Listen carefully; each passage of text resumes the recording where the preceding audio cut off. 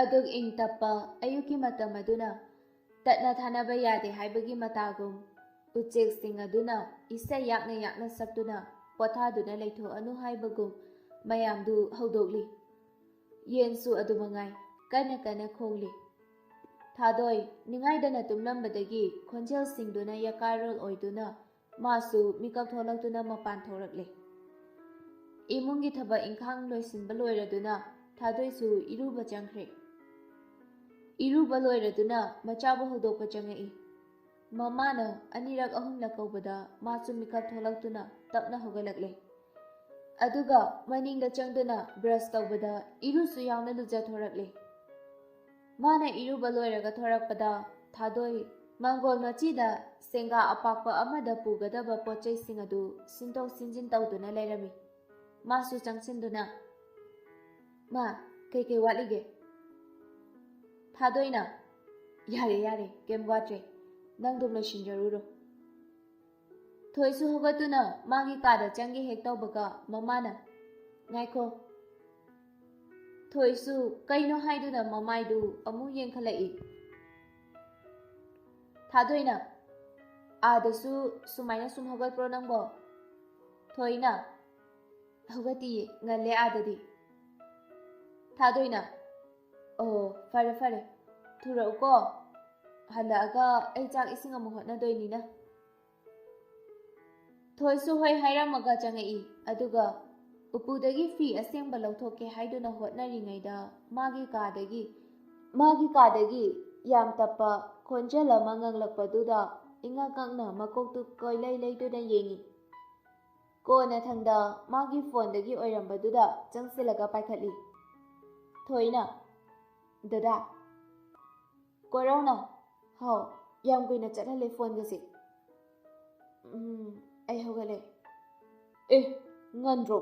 ꯂꯥꯏ ꯈꯨꯔꯨꯝꯃꯨꯗꯣꯏꯁꯤꯗꯤ." ꯀꯣꯔꯧꯅ "ꯑꯩꯃꯥ, ꯀꯥꯎꯏꯅꯦ. ꯍꯣꯏ ꯍꯣꯏ, ꯂꯣꯏꯁꯤꯟꯖꯔꯨꯔꯣ. ꯑꯩ ꯍꯣꯔꯦꯟ ꯍꯜꯂꯛꯑꯒ ꯄꯨꯡ 3ꯒ ꯇꯥꯕꯗꯣ ꯑꯗꯨꯋꯥꯏꯗ ꯑꯣꯏꯅ ꯂꯥꯛꯑꯒꯦ." ꯐꯣꯟꯁꯨ ꯊꯝꯅꯔꯦ꯫ ꯃꯥꯁꯨ ꯃꯥꯒꯤ ꯂꯣꯏꯁꯤꯟꯐꯝ ꯊꯣꯛꯄ ꯂꯣꯏꯁꯤꯜꯂꯤ꯫ ꯂꯣꯏꯔꯒ ꯊꯣꯛꯂꯛꯄꯗ ꯃꯃꯥꯁꯨ ꯆꯟꯗꯣꯜ ꯊꯤꯟꯗꯨꯅ ꯂꯩꯔꯝꯃꯤ꯫ ꯂꯣꯏꯔꯗꯨꯅ ꯃꯆꯥꯅꯨꯄꯤꯕꯨ ꯑꯃꯨꯛ ꯌꯥꯝ ꯃꯑꯣꯡ ꯇꯥꯅ ꯊꯤꯟꯕꯤꯔꯤ꯫ ꯂꯣꯏꯔꯒ ꯊꯥꯗꯣꯏꯅ "ꯐꯖꯔꯦꯗꯅ ꯁꯤ ꯑꯣꯏꯔꯗꯤ, ꯏꯆꯥꯅ ꯏꯍꯦꯟ ꯍꯦꯜꯂꯤ."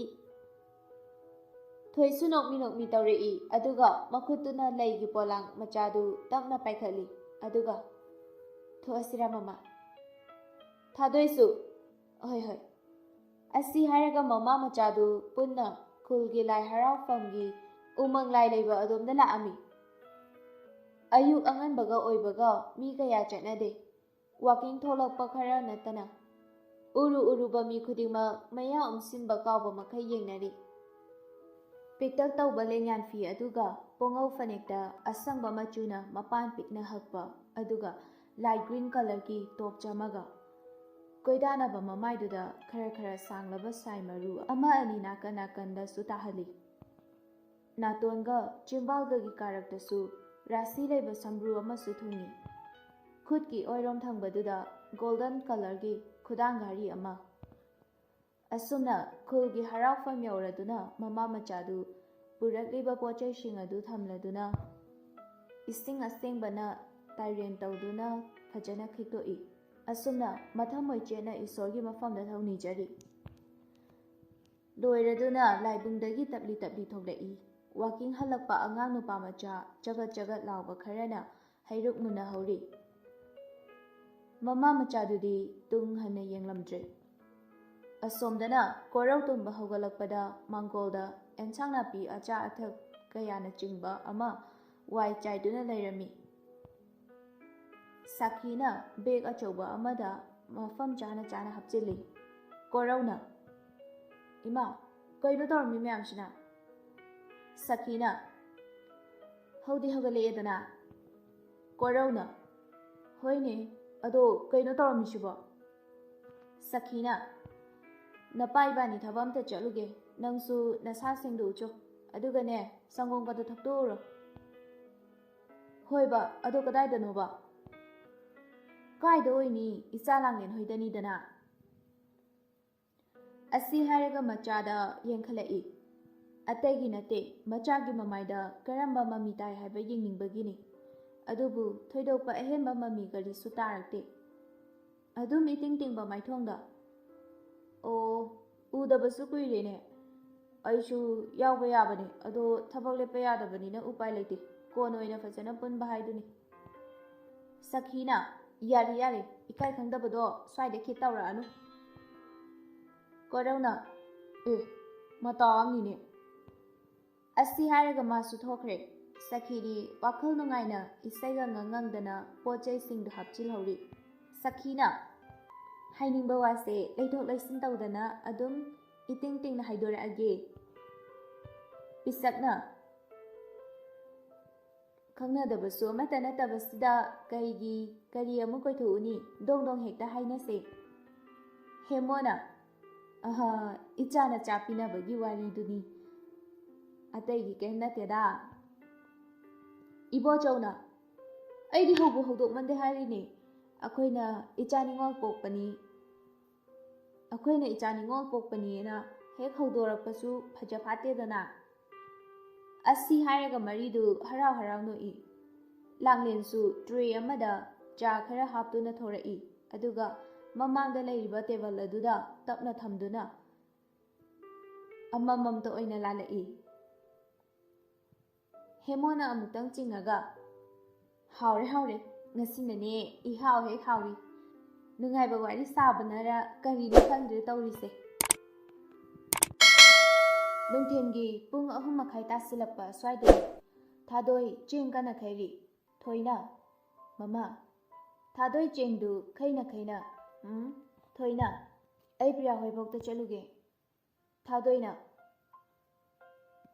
ꯊꯥꯗꯣꯏ ꯃꯃꯥꯏꯗꯨ ꯃꯆꯥꯅꯨꯄꯤꯗ ꯌꯦꯡꯈꯠꯂꯛꯑꯒ ꯀꯩꯗꯧꯕꯅꯣ ꯊꯣꯏ ꯃꯉꯛꯇꯨ ꯅꯣꯝꯃꯒ ꯀꯩꯁꯨꯝꯕꯨꯗꯤ ꯅꯠꯇꯤꯌꯦ ꯁꯨꯝ ꯊꯥꯗꯣꯏꯅ ꯄꯨꯡꯁꯦ ꯊꯦꯡꯖꯤꯜꯂꯛꯑꯕꯅꯤ ꯃꯤꯒꯤ ꯃꯌꯨꯝꯗ ꯀꯨꯏꯅ ꯂꯩꯊꯣꯔꯛꯑꯅꯨꯀꯣ ꯊꯣꯏꯁꯨ ꯍꯣꯏ ꯍꯥꯏꯔꯝꯂꯒ ꯊꯣꯔꯛꯂꯦ ꯃꯥꯅ ꯊꯣꯔꯛꯄꯗ ꯂꯥꯞꯇꯛꯅ ꯀꯣꯔꯧꯅ ꯎꯏ ꯂꯝꯕꯤꯗꯨ ꯃꯥꯁꯨ ꯈꯔ ꯆꯪꯁꯤꯟꯗꯨꯅ ꯈꯖꯤꯛ ꯇꯦꯟꯁꯤꯟꯍꯜꯂꯤ ꯑꯗꯨꯒ ꯀꯣꯔꯧꯅ ꯑꯕꯦꯝꯃ ꯊꯣꯏꯅ ꯇꯥꯏꯌꯦ ꯀꯣꯔꯧꯅ ꯄꯦꯁꯦꯟ ꯑꯃ ꯀꯟꯗꯤꯁꯟ ꯈꯔ ꯂꯨꯕ ꯑꯗꯨꯏꯅꯦ ꯑꯗꯨꯒꯤ ꯈꯔꯗꯤ ꯊꯦꯡꯉꯦ ꯁꯥꯎꯅꯤꯡꯕ꯭ꯔꯥ ꯀꯣꯔꯧ ꯅꯣꯛꯃꯤ ꯃꯥꯒꯤ ꯑꯕꯦꯝꯃꯗ ꯃꯨꯟꯅ ꯌꯦꯡꯗꯨꯅ ꯌꯥꯝ ꯅꯨꯡꯁꯤꯅ ꯍꯥꯏꯔꯛꯏ ꯀꯩ ꯍꯥꯏꯔꯝꯃꯤꯕ ꯊꯣꯏꯁꯨ ꯃꯀꯣꯛ ꯅꯣꯟꯊꯗꯨꯅ ꯑꯗꯨꯝ ꯈꯨꯝꯂꯛꯏ ꯄ꯭ꯔꯤꯌꯥ ꯍꯣꯏꯗ ꯆꯠꯂꯨꯒꯦ ꯍꯥꯏꯔꯒ ꯀꯣꯔꯧ ꯅꯣꯛꯄꯗꯨ ꯍꯦꯟꯖꯤꯜꯂꯗꯨꯅ ꯑꯗꯨꯝ ꯅꯣꯛꯃꯤ ꯇꯧꯔꯒ ꯑꯉꯥꯡꯁꯦ ꯑꯣꯏꯗꯕ ꯉꯥꯡꯕ ꯌꯥꯝ ꯍꯩꯔꯦ ꯊꯣꯏ ꯇꯤꯡꯉꯛ ꯌꯦꯡꯈꯠꯂꯛꯏ ꯑꯗꯨꯒ ꯃꯥꯒꯤ ꯗꯗꯥꯒꯤ ꯔꯥꯁꯤ ꯂꯩꯕ ꯃꯤꯅꯣꯛꯇꯨꯒ ꯈꯨꯖꯤꯜꯂꯞ ꯌꯦꯡꯂꯝꯃꯤꯕ ꯃꯤꯠꯌꯦꯡꯗꯨꯒ ꯏꯀꯥꯏꯕꯒ ꯂꯣꯏꯅ ꯃꯥꯡꯈ꯭ꯔꯦ ꯌꯦꯡꯗꯨꯅ ꯑꯗꯨم ꯂꯩꯊꯣꯛꯈ꯭ꯔꯦ ꯃꯥꯒꯤ ꯑꯕꯦꯝꯃꯅ ꯃꯆꯤ ꯂꯦꯡꯉꯛꯈꯤꯗꯕꯗꯨꯗ ꯀꯣꯔꯧ ꯄꯥꯈꯠꯅ ꯑꯕꯦꯝꯃ ꯀꯩꯗꯧꯔꯒꯦ ꯊꯣꯏ ꯇꯥꯕꯤꯕ ꯅꯠꯇꯦ ꯌꯦꯡꯕꯗꯨꯁꯨ ꯂꯦꯞꯇꯦ ꯀꯣꯔꯧꯁꯨ ꯈꯤꯇꯪꯒ ꯆꯪꯁꯤꯜꯂꯒ ꯑꯕꯦꯝꯃ ꯊꯣꯏ ꯒ꯭ꯌꯥꯟ ꯈꯪꯂꯥꯛ ꯂꯥꯛꯇꯨꯅ ꯇꯨꯡꯗ ꯈꯣꯡꯀꯥꯞ ꯑꯃꯅꯤ ꯁꯠꯍꯜꯂꯤ ꯑꯗꯨꯒ ꯑꯀꯣꯏꯕꯗꯨ ꯀꯅꯥ ꯂꯩ ꯍꯥꯏꯗꯨꯅ ꯑꯃꯨꯛ ꯀꯣꯏꯌꯦꯡ ꯌꯦꯡꯉꯛꯏ ꯀꯣꯔꯧꯅ ꯀꯩꯗꯧꯔꯒꯦ ꯅꯪꯕꯣ ꯊꯣꯏꯅ ꯀꯩꯁꯨꯝ ꯇꯧꯗꯤꯌꯦ ꯀꯣꯔꯧ ꯑꯃꯨꯛ ꯅꯣꯛꯑꯒ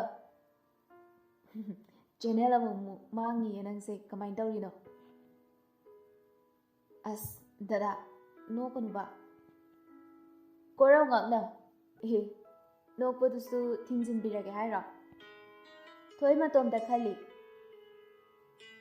ꯄꯥꯝꯃꯨꯏꯌꯦ ꯌꯥꯝ ꯄꯥꯝꯃꯨꯏ ꯃꯤꯅꯒ ꯎꯍꯟꯗꯧꯕ ꯑꯁꯨꯛ ꯌꯥꯝ ꯂꯦꯝꯕꯁꯤꯕꯨ ꯀꯩꯅꯣ ꯃꯤꯠꯌꯦꯡꯁꯤꯅ ꯃꯔꯣꯟ ꯑꯃ ꯃꯥꯒꯤ ꯑꯁꯤꯒꯤ ꯃꯤꯠꯌꯦꯡꯁꯤꯒ ꯃꯤꯅꯣꯛꯁꯤꯒꯁꯦ ꯑꯩꯉꯣꯟꯗ ꯅꯠꯇꯕ ꯀꯅꯥꯝꯇꯗ ꯌꯦꯡꯕꯤꯔꯝꯗ꯭ꯔꯕꯗꯤ ꯅꯣꯛꯄꯤꯔꯝꯗ꯭ꯔꯕꯗꯤ ꯑꯁ ꯑꯩ ꯌꯥꯝ ꯄꯥꯝꯃꯨꯏꯗ ꯑꯩꯅ ꯍꯌꯦꯡꯋꯥꯏ ꯅꯪ ꯐꯤ ꯑꯃꯣꯠꯄ ꯑꯗꯨꯝ ꯁꯦꯠꯂꯒ ꯊꯕꯛ ꯆꯠꯍꯟꯅꯤ ꯀꯅꯥꯝ ꯌꯦꯡꯅꯤꯡꯗꯅꯕ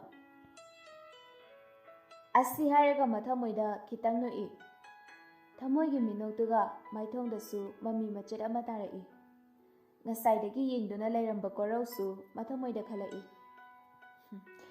ꯑꯁꯤꯒꯤ ꯃꯤꯅꯣꯛꯁꯤꯗꯅꯦ ꯑꯩꯅ ꯊꯃꯣꯏꯒꯁꯦ ꯂꯣꯏ ꯅꯥꯟꯊꯨꯔꯤꯁꯦ ꯗꯣꯛꯇꯔꯒ ꯑꯣꯏꯅꯤꯡꯉꯛꯇ꯭ꯔꯦꯗ ꯑꯣꯖꯥ ꯑꯣꯏꯅ ꯑꯣꯏꯔꯁꯤꯔ ꯈꯪꯗꯦ ꯑꯩꯒꯤ ꯑꯕꯦꯝ ꯑꯁꯦ ꯑꯗꯨꯝ ꯁꯦꯟꯅꯔꯒ ꯂꯩꯅꯕ ꯑꯅꯤꯗꯨ ꯑꯃꯅ ꯑꯃꯒꯤ ꯋꯥꯈꯜꯗ ꯃꯪꯅꯔꯤ ꯃꯃꯤꯠ ꯑꯅꯤꯗꯨꯗꯤ ꯉꯁꯥꯏꯉꯩꯗꯒꯤ ꯃꯤꯠꯆꯥꯟꯅꯔꯤꯕꯅꯤ ꯑꯗꯨꯕꯨ ꯈꯪꯗ꯭ꯔꯦ ꯋꯥꯈꯜꯗꯨꯅ ꯇꯔꯪ ꯃꯔꯪ ꯑꯃꯗ ꯂꯩꯔꯕꯅꯤꯅ ꯇꯟꯖꯥ ꯃꯦꯟꯖꯥ ꯈꯪꯖꯗꯕ ꯀꯣꯔꯧꯒꯤ ꯃꯣꯕꯥꯏꯜ ꯔꯤꯡꯗꯨꯅ ꯑꯅꯤꯗꯨ ꯒ꯭ꯌꯥꯟ ꯇꯥꯔꯛꯏ ꯀꯣꯔꯧ ꯄꯣꯀꯦꯠꯇꯩ ꯐꯣꯟ ꯂꯧꯊꯣꯛꯑꯒ ꯀꯅꯥꯅꯣ ꯍꯥꯏꯗꯨꯅ ꯌꯦꯡꯂꯤ ꯑꯗꯨꯒ ꯀꯛꯊꯠꯂꯒ ꯑꯃꯨꯛ ꯄꯣꯀꯦꯠꯇ ꯒꯤꯠ ꯂꯥꯎꯅ ꯅꯝꯁꯤꯜꯂꯤ ꯑꯗꯨꯒ ꯂꯥꯛꯑꯣ ꯑꯁꯤ ꯍꯥꯏꯔꯒ ꯃꯈꯣꯡꯗꯨ ꯇꯞꯂꯤ ꯇꯞꯂꯤ ꯊꯥꯡꯗꯨꯅ ꯀꯣꯔꯧꯒꯤ ꯒꯥꯔꯤ ꯂꯩꯕ ꯑꯗꯣꯝꯗ ꯂꯥꯛꯏ ꯊꯣꯏꯅ ꯀꯅꯥꯅꯣ ꯀꯣꯔꯧ ꯉꯛꯅ ꯀꯔꯤꯕꯣ ꯊꯣꯏ ꯀꯩꯁꯨꯝ ꯈꯨꯝꯂꯛꯇꯅ ꯃꯥꯒꯤ ꯆꯠꯐꯝ ꯊꯣꯛꯄꯗꯣ ꯑꯃꯨꯛ ꯆꯠꯂꯤ ꯀꯣꯔꯧꯅ ꯂꯥꯏꯔꯤꯛ ꯀꯌꯥꯝ ꯄꯥꯔꯕ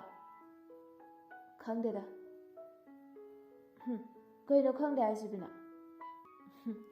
ꯈꯪꯗꯦ ꯍꯥꯏꯁꯤꯅꯦ ꯑꯗꯨꯁꯨ ꯊꯣꯏ ꯈꯨꯝꯂꯛꯇꯦ ꯀꯣꯔꯧꯅ ꯅꯣꯠꯕꯨꯛ ꯑꯗꯒꯤ ꯄꯦꯟ ꯑꯇꯩ ꯑꯇꯩꯗꯤ ꯂꯩꯍꯧꯔꯤꯕꯣ ꯊꯣꯏ ꯌꯥꯝ ꯁꯝꯅ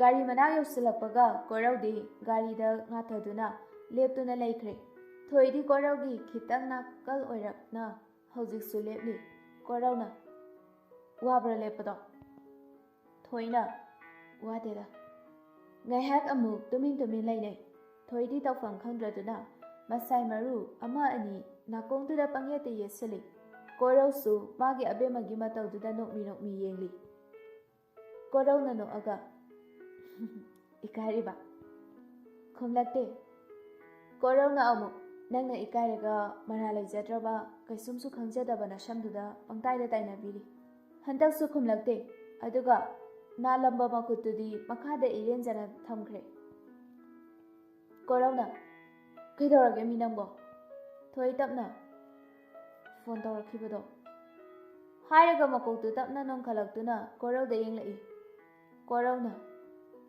ꯏꯁꯦ ꯑꯗꯨꯒꯤꯔꯣ ꯄꯩꯔꯤꯗꯣ ꯑꯁꯤ ꯍꯥꯏꯔꯒ ꯃꯥꯒꯤ ꯐꯣꯟꯗꯨ ꯂꯧꯊꯣꯛꯑꯒ ꯀꯣꯜ ꯂꯣꯛꯇ ꯆꯪꯉꯤ ꯑꯗꯨꯒ ꯃꯥꯒꯤ ꯑꯕꯦꯝꯃꯒꯤ ꯃꯃꯥꯏ ꯃꯌꯥꯗ ꯊꯥꯡꯖꯤꯜꯂꯒ ꯁꯦ ꯌꯦꯡꯉꯣ ꯁꯤꯂꯣꯡꯒꯤ ꯏꯆꯦꯗꯨꯅꯦ ꯄꯩꯁꯥ ꯊꯥꯔꯛꯑꯣ ꯍꯥꯏ ꯑꯣꯏꯔꯝꯅꯤ ꯇꯟꯗꯅꯅꯦ ꯄꯥꯏꯗ꯭ꯔꯕ ꯈꯔ ꯊꯥꯈꯤꯕꯗꯣ ꯍꯌꯦꯡ ꯂꯣꯏꯅꯤ ꯍꯥꯏꯕꯅꯤ ꯑꯗꯨꯒꯤꯅꯤ ꯊꯣꯏ ꯍꯧꯖꯤꯛꯇꯗ ꯃꯣꯃꯣꯟ ꯇꯧꯅ ꯑꯁꯨꯝꯅ ꯀꯣꯔꯧꯅ ꯍꯪꯕ ꯋꯥ ꯈꯔ ꯈꯨꯝ ꯏꯀꯥꯏꯕꯤ ꯈꯔ ꯁꯥꯟꯅ ꯂꯩꯔꯤ ꯉꯥꯏꯍꯥꯛ ꯁꯨꯝ ꯂꯩꯔꯕ ꯇꯨꯡꯗ ꯊꯣꯏ ꯈꯨꯗꯥꯡ ꯘꯥꯔꯤꯗꯨꯗ ꯊꯥꯡꯒꯠꯇꯨꯅ ꯗꯗꯥ ꯊꯦꯡꯉꯦ ꯍꯟꯅꯔꯁꯤꯔꯥ ꯀꯣꯔꯧꯁꯨ ꯍꯣꯏ ꯑꯁꯤ ꯍꯥꯏꯔꯒ ꯒꯥꯔꯤ ꯃꯅꯨꯡꯗꯒꯤ ꯑꯆꯥꯄꯣꯠ ꯈꯔ ꯂꯧꯊꯣꯛꯇꯨꯅ ꯄꯤꯔꯛꯏ ꯊꯣꯏꯅ ꯑꯁ ꯑꯩ ꯇꯜꯂꯤꯀꯣ ꯍꯦꯛ ꯐꯨꯔꯛꯀꯅꯤ ꯋꯥꯁꯦ ꯌꯥꯝ ꯉꯥꯡꯅꯒꯨꯝꯁꯤ ꯗꯗꯥ ꯃꯃꯥꯅ ꯍꯪꯉꯛꯄꯗ ꯈꯨꯝꯐꯝ ꯈꯪꯗꯦꯕ ꯑꯕꯦꯝꯃ ꯑꯩ ꯁꯥꯎꯔꯛꯎꯔꯥ ꯎꯄꯥꯏ ꯂꯩꯇ ꯀꯣꯔꯧꯅ ꯄꯥꯏꯔꯤꯕ ꯑꯆꯥꯄꯣꯠ ꯌꯥꯎꯕ ꯈꯥꯎ ꯑꯗꯨ ꯊꯣꯏ ꯇꯞꯅ ꯂꯧꯏ ꯀꯣꯔꯧꯁꯨ ꯅꯣꯛꯐꯦꯠ ꯇꯧꯁꯤꯜꯂꯝꯃꯒ ꯃꯥꯒꯤ ꯒꯥꯔꯤꯗ ꯀꯥꯈꯠꯈ꯭ꯔꯦ ꯑꯗꯨꯒ ꯒꯥꯔꯤꯗꯨ ꯁ꯭ꯇꯥꯔꯠ ꯍꯦꯛ ꯇꯧꯒꯦ ꯇꯧꯕꯒ ꯅꯥꯀꯜꯗꯒꯤ ꯌꯥꯝ ꯍꯧꯕ ꯈꯣꯟꯖꯦꯜ ꯑꯃꯗ ꯊꯣꯏ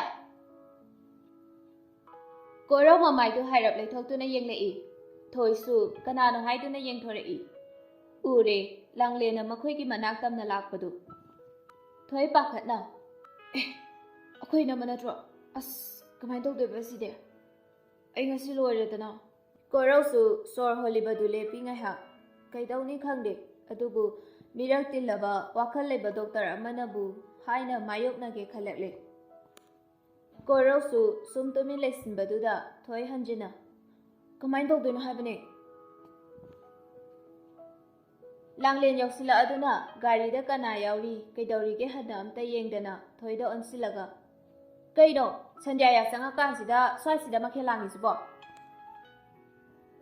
ꯊꯣꯏ ꯈꯨꯝꯂꯛꯇꯦ ꯃꯀꯣꯛꯇꯨꯗ ꯁꯨꯝ ꯅꯣꯟꯊꯈ꯭ꯔꯦ ꯂꯥꯡꯂꯦꯟ ꯃꯈꯥ ꯇꯥꯔꯛꯏ ꯃꯤꯅ ꯎꯔꯒ ꯁꯤꯕꯨ ꯐꯖꯔꯤꯕ ꯍꯥꯏꯕꯅꯦ ꯂꯩꯀꯥꯏꯒꯤ ꯅꯣꯛꯅꯐꯝ ꯑꯣꯏꯅꯕ ꯌꯥꯝ ꯄꯥꯝꯕ꯭ꯔꯣ ꯅꯪ ꯒꯥꯔꯤꯔꯣꯝꯗ ꯃꯀꯣꯛꯇꯣ ꯑꯃꯨꯛ ꯑꯣꯟꯁꯤꯜꯂꯒ ꯍꯥꯏꯔꯛꯏ ꯋꯥꯗꯨ ꯂꯣꯏꯕ ꯉꯝꯗꯅ ꯉꯛꯅ ꯀꯣꯔꯧꯗ ꯌꯦꯡꯗꯨꯅ ꯂꯩ ꯀꯣꯔꯧꯁꯨ ꯅꯣꯛꯃꯤ ꯇꯧꯅ ꯀꯩꯅꯣ ꯅꯪ ꯑꯉꯥꯡꯗꯨꯗ ꯇꯧꯕꯤꯔꯤꯗꯨꯕꯣ ꯂꯥꯡꯂꯦꯟ ꯃꯆꯤ ꯂꯦꯡꯗꯅ ꯅꯪꯅ ꯀꯃꯥꯏꯅ ꯁꯤꯗ ꯀꯣꯔꯧ ꯑꯗꯨꯝ ꯅꯣꯛꯃꯤ ꯇꯧꯔꯒ ꯊꯕꯛ ꯑꯃ ꯆꯠꯂꯨꯕꯅꯦ ꯑꯗ ꯅꯣꯏ ꯑꯉꯥꯡ ꯃꯥꯟꯕꯒꯤ ꯋꯥꯔꯤ ꯁꯨꯝ ꯁꯥꯟꯅꯔꯝꯕꯅꯦ ꯃꯥꯁꯨ ꯃꯃꯥꯟꯅꯕꯤ ꯍꯣꯏꯗꯒꯤ ꯍꯜꯂꯛꯄꯅꯦꯅ ꯍꯦꯛ ꯊꯦꯡꯅꯔꯦꯗꯅ ꯂꯥꯡꯂꯦꯟꯁꯨ ꯏꯀꯥꯏꯔꯦ ꯃꯃꯥꯏꯗꯨ ꯉꯥꯡꯁꯤꯜꯂꯛꯑꯕꯅꯤ ꯅꯍꯥꯟꯒꯩ ꯑꯣꯏꯔꯗꯤ ꯃꯥꯁꯨ ꯀꯩꯁꯨꯝ ꯈꯜꯂꯣꯏꯗꯕ ꯑꯗꯨꯕꯨ ꯃꯥꯒ ꯍꯥꯏꯅ ꯁꯤꯡꯅꯔꯕ ꯅꯨꯄꯥ ꯑꯣꯏꯕꯒꯤꯔ ꯈꯪꯗꯦ ꯌꯥꯝꯅ ꯏꯀꯥꯏꯈ꯭ꯔꯦ ꯀꯣꯔꯧ ꯋꯥ ꯑꯃꯨꯛ ꯉꯥꯡꯂꯛꯏ ꯑꯉꯥꯡ ꯋꯥꯔꯛꯄꯒ ꯌꯥꯝ ꯍꯩꯀꯣ ꯃꯔꯩꯆꯥ इचम चमना हायरक्पा कोरौगी वादुदा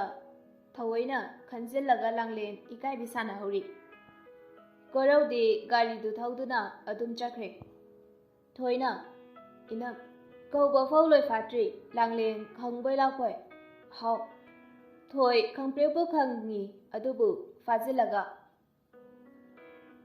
काय चलुइनो अखोइदा लाइरो लांगलेना नतेदा असिदा इमानबीसिंगा थबा अमा चलुबने थोइना अखोइदा चंगुखिसे लांगलेना थेंगे युमदसु पाखतनरमनी कोना अमुक चंगागे ngasiगीदि हलगे को ngahak lepaga matang icha chadana ado korose mabu phabra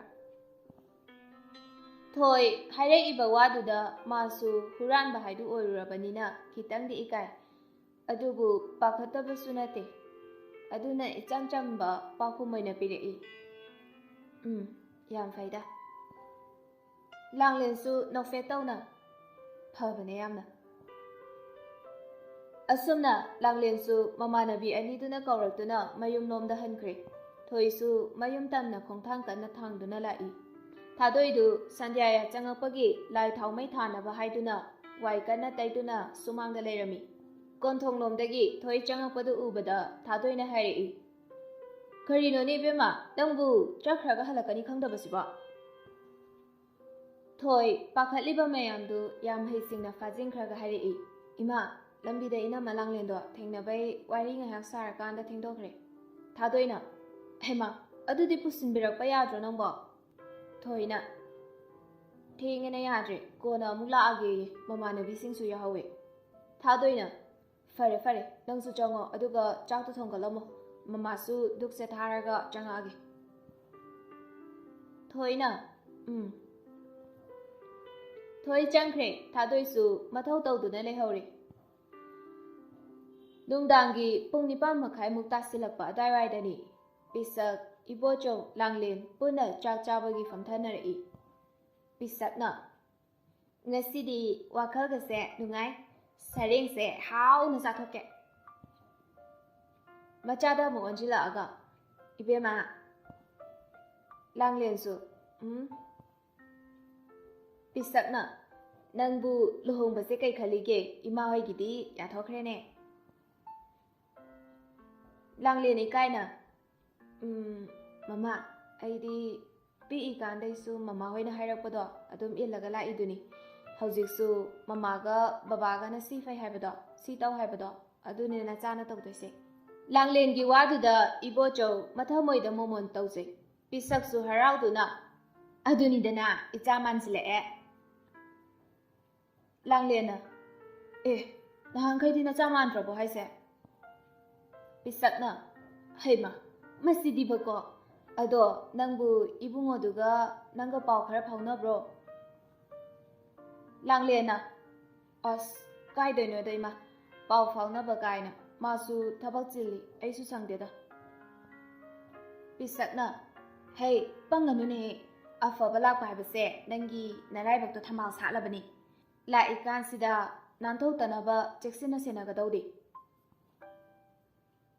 langlensu nokfe tawje aduga ado pisakna hayuni ichage pambado langlena lesaringai punsi duga phana nungairasu mawoirakangi punsi dugadi manadabani pisakna adum hayu kaidorage ichana haininglibado langlena ategi nateda luhongbase tokse haibusu nate ado matam kharadi haidi chahi ani ahum adumaina yaithokise pisakna kaido nangbu ngawrabo mina haijara ikanda yahawgadawne akoina matam yaithoadi moina mai laithokhiba tamba ngamba nate ne ibema namu khara singmomi ibo chawdu khawde mai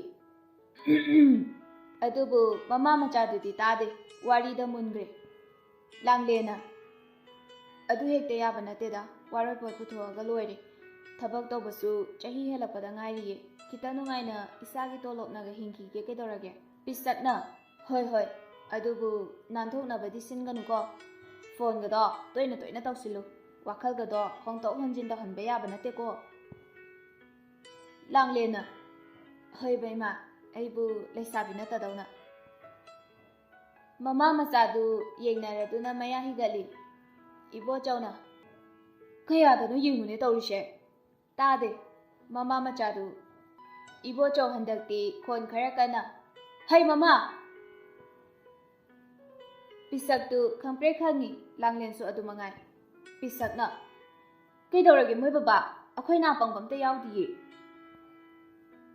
ꯂꯥꯡꯂꯦꯟꯁꯨ ꯃꯃꯥꯒꯤ ꯃꯇꯦꯡ ꯄꯥꯡꯁꯤꯜꯂꯛꯏ꯫ ꯑꯗꯨꯅꯦ ꯍꯥꯏꯁꯦ, ꯑꯉꯥꯎꯕꯗꯧꯅ꯫ ꯏꯕꯣꯆꯧꯅ ꯅꯣꯏ ꯅꯃꯥꯅ ꯆꯥꯅ ꯑꯩꯁꯦ ꯅꯝꯗꯅ ꯉꯥꯎꯍꯜꯂꯕꯅꯤꯅꯦ ꯇꯧꯔꯤꯁꯦ꯫ ꯌꯦꯡꯉꯨꯅꯦ ꯀꯌꯥꯝ ꯀꯨꯏꯔꯦ ꯆꯥꯛꯂꯨꯛ ꯄꯥꯟꯗꯨꯗ ꯐꯝꯃꯛꯏꯁꯦ, ꯈꯨꯇꯣꯠ ꯑꯃꯐꯥꯎ ꯍꯦꯛ ꯇꯣꯠꯂꯒ ꯆꯥꯗꯦꯃꯤ꯫ ꯃꯤꯅ ꯆꯥꯛ ꯆꯥꯕꯗ ꯋꯥ ꯉꯥꯡꯒꯅꯨ ꯐꯠꯇꯦ ꯍꯥꯏꯅꯩꯁꯦ ꯅꯣꯏꯅ ꯏꯝꯄꯦꯛ ꯇꯤꯚꯤꯒꯤ ꯗꯤꯁꯀꯁꯟ ꯑꯋꯥꯔꯗ ꯍꯦꯜꯂꯤꯃꯤ꯫ ꯄꯤꯁꯛꯁꯨ ꯂꯥꯡꯂꯦꯟꯁꯨ ꯆꯥꯛ ꯄꯨꯈꯝꯗꯨꯗ ꯑꯃꯨꯛ ꯅꯣꯟꯊꯗꯨꯅ ꯌꯦꯡꯉꯤ, ꯑꯗꯨꯒ ꯏꯕꯣꯆꯧꯒꯤꯗ ꯑꯃꯨꯛ ꯌꯦꯡꯉꯛꯏ꯫ ꯃꯤꯀꯨꯞ ꯐꯥꯗꯦ, ꯆꯥꯛꯇꯨ ꯌꯥꯝ ꯊꯨꯅ ꯀꯣꯠꯊꯔꯒ ꯑꯦꯟꯁꯥꯡ ꯇꯣꯠꯄꯣꯏ ꯇꯣꯠꯇꯕꯣꯏ ꯇꯧꯔꯒ ꯄꯪꯅꯝꯗ ꯅꯝꯁꯤꯜꯂꯤ꯫ ꯏꯕꯣꯆꯧꯅ ꯇꯞꯅ ꯇꯞꯅ ꯆꯥꯅꯧꯅꯦ ꯅꯣꯏꯕꯣ꯫ ꯂꯥꯡꯂꯦꯟꯁꯨ ꯀꯅꯥꯅ ꯆꯥꯛ ꯆꯥꯕꯗ ꯋꯥ ꯉꯥꯡꯕ ꯐꯠꯇꯦ ꯍꯥꯏꯕ? ꯃꯤ ꯃꯤꯒꯤ ꯍꯩꯅꯕꯤꯅꯦ ꯀꯩꯅꯣ꯫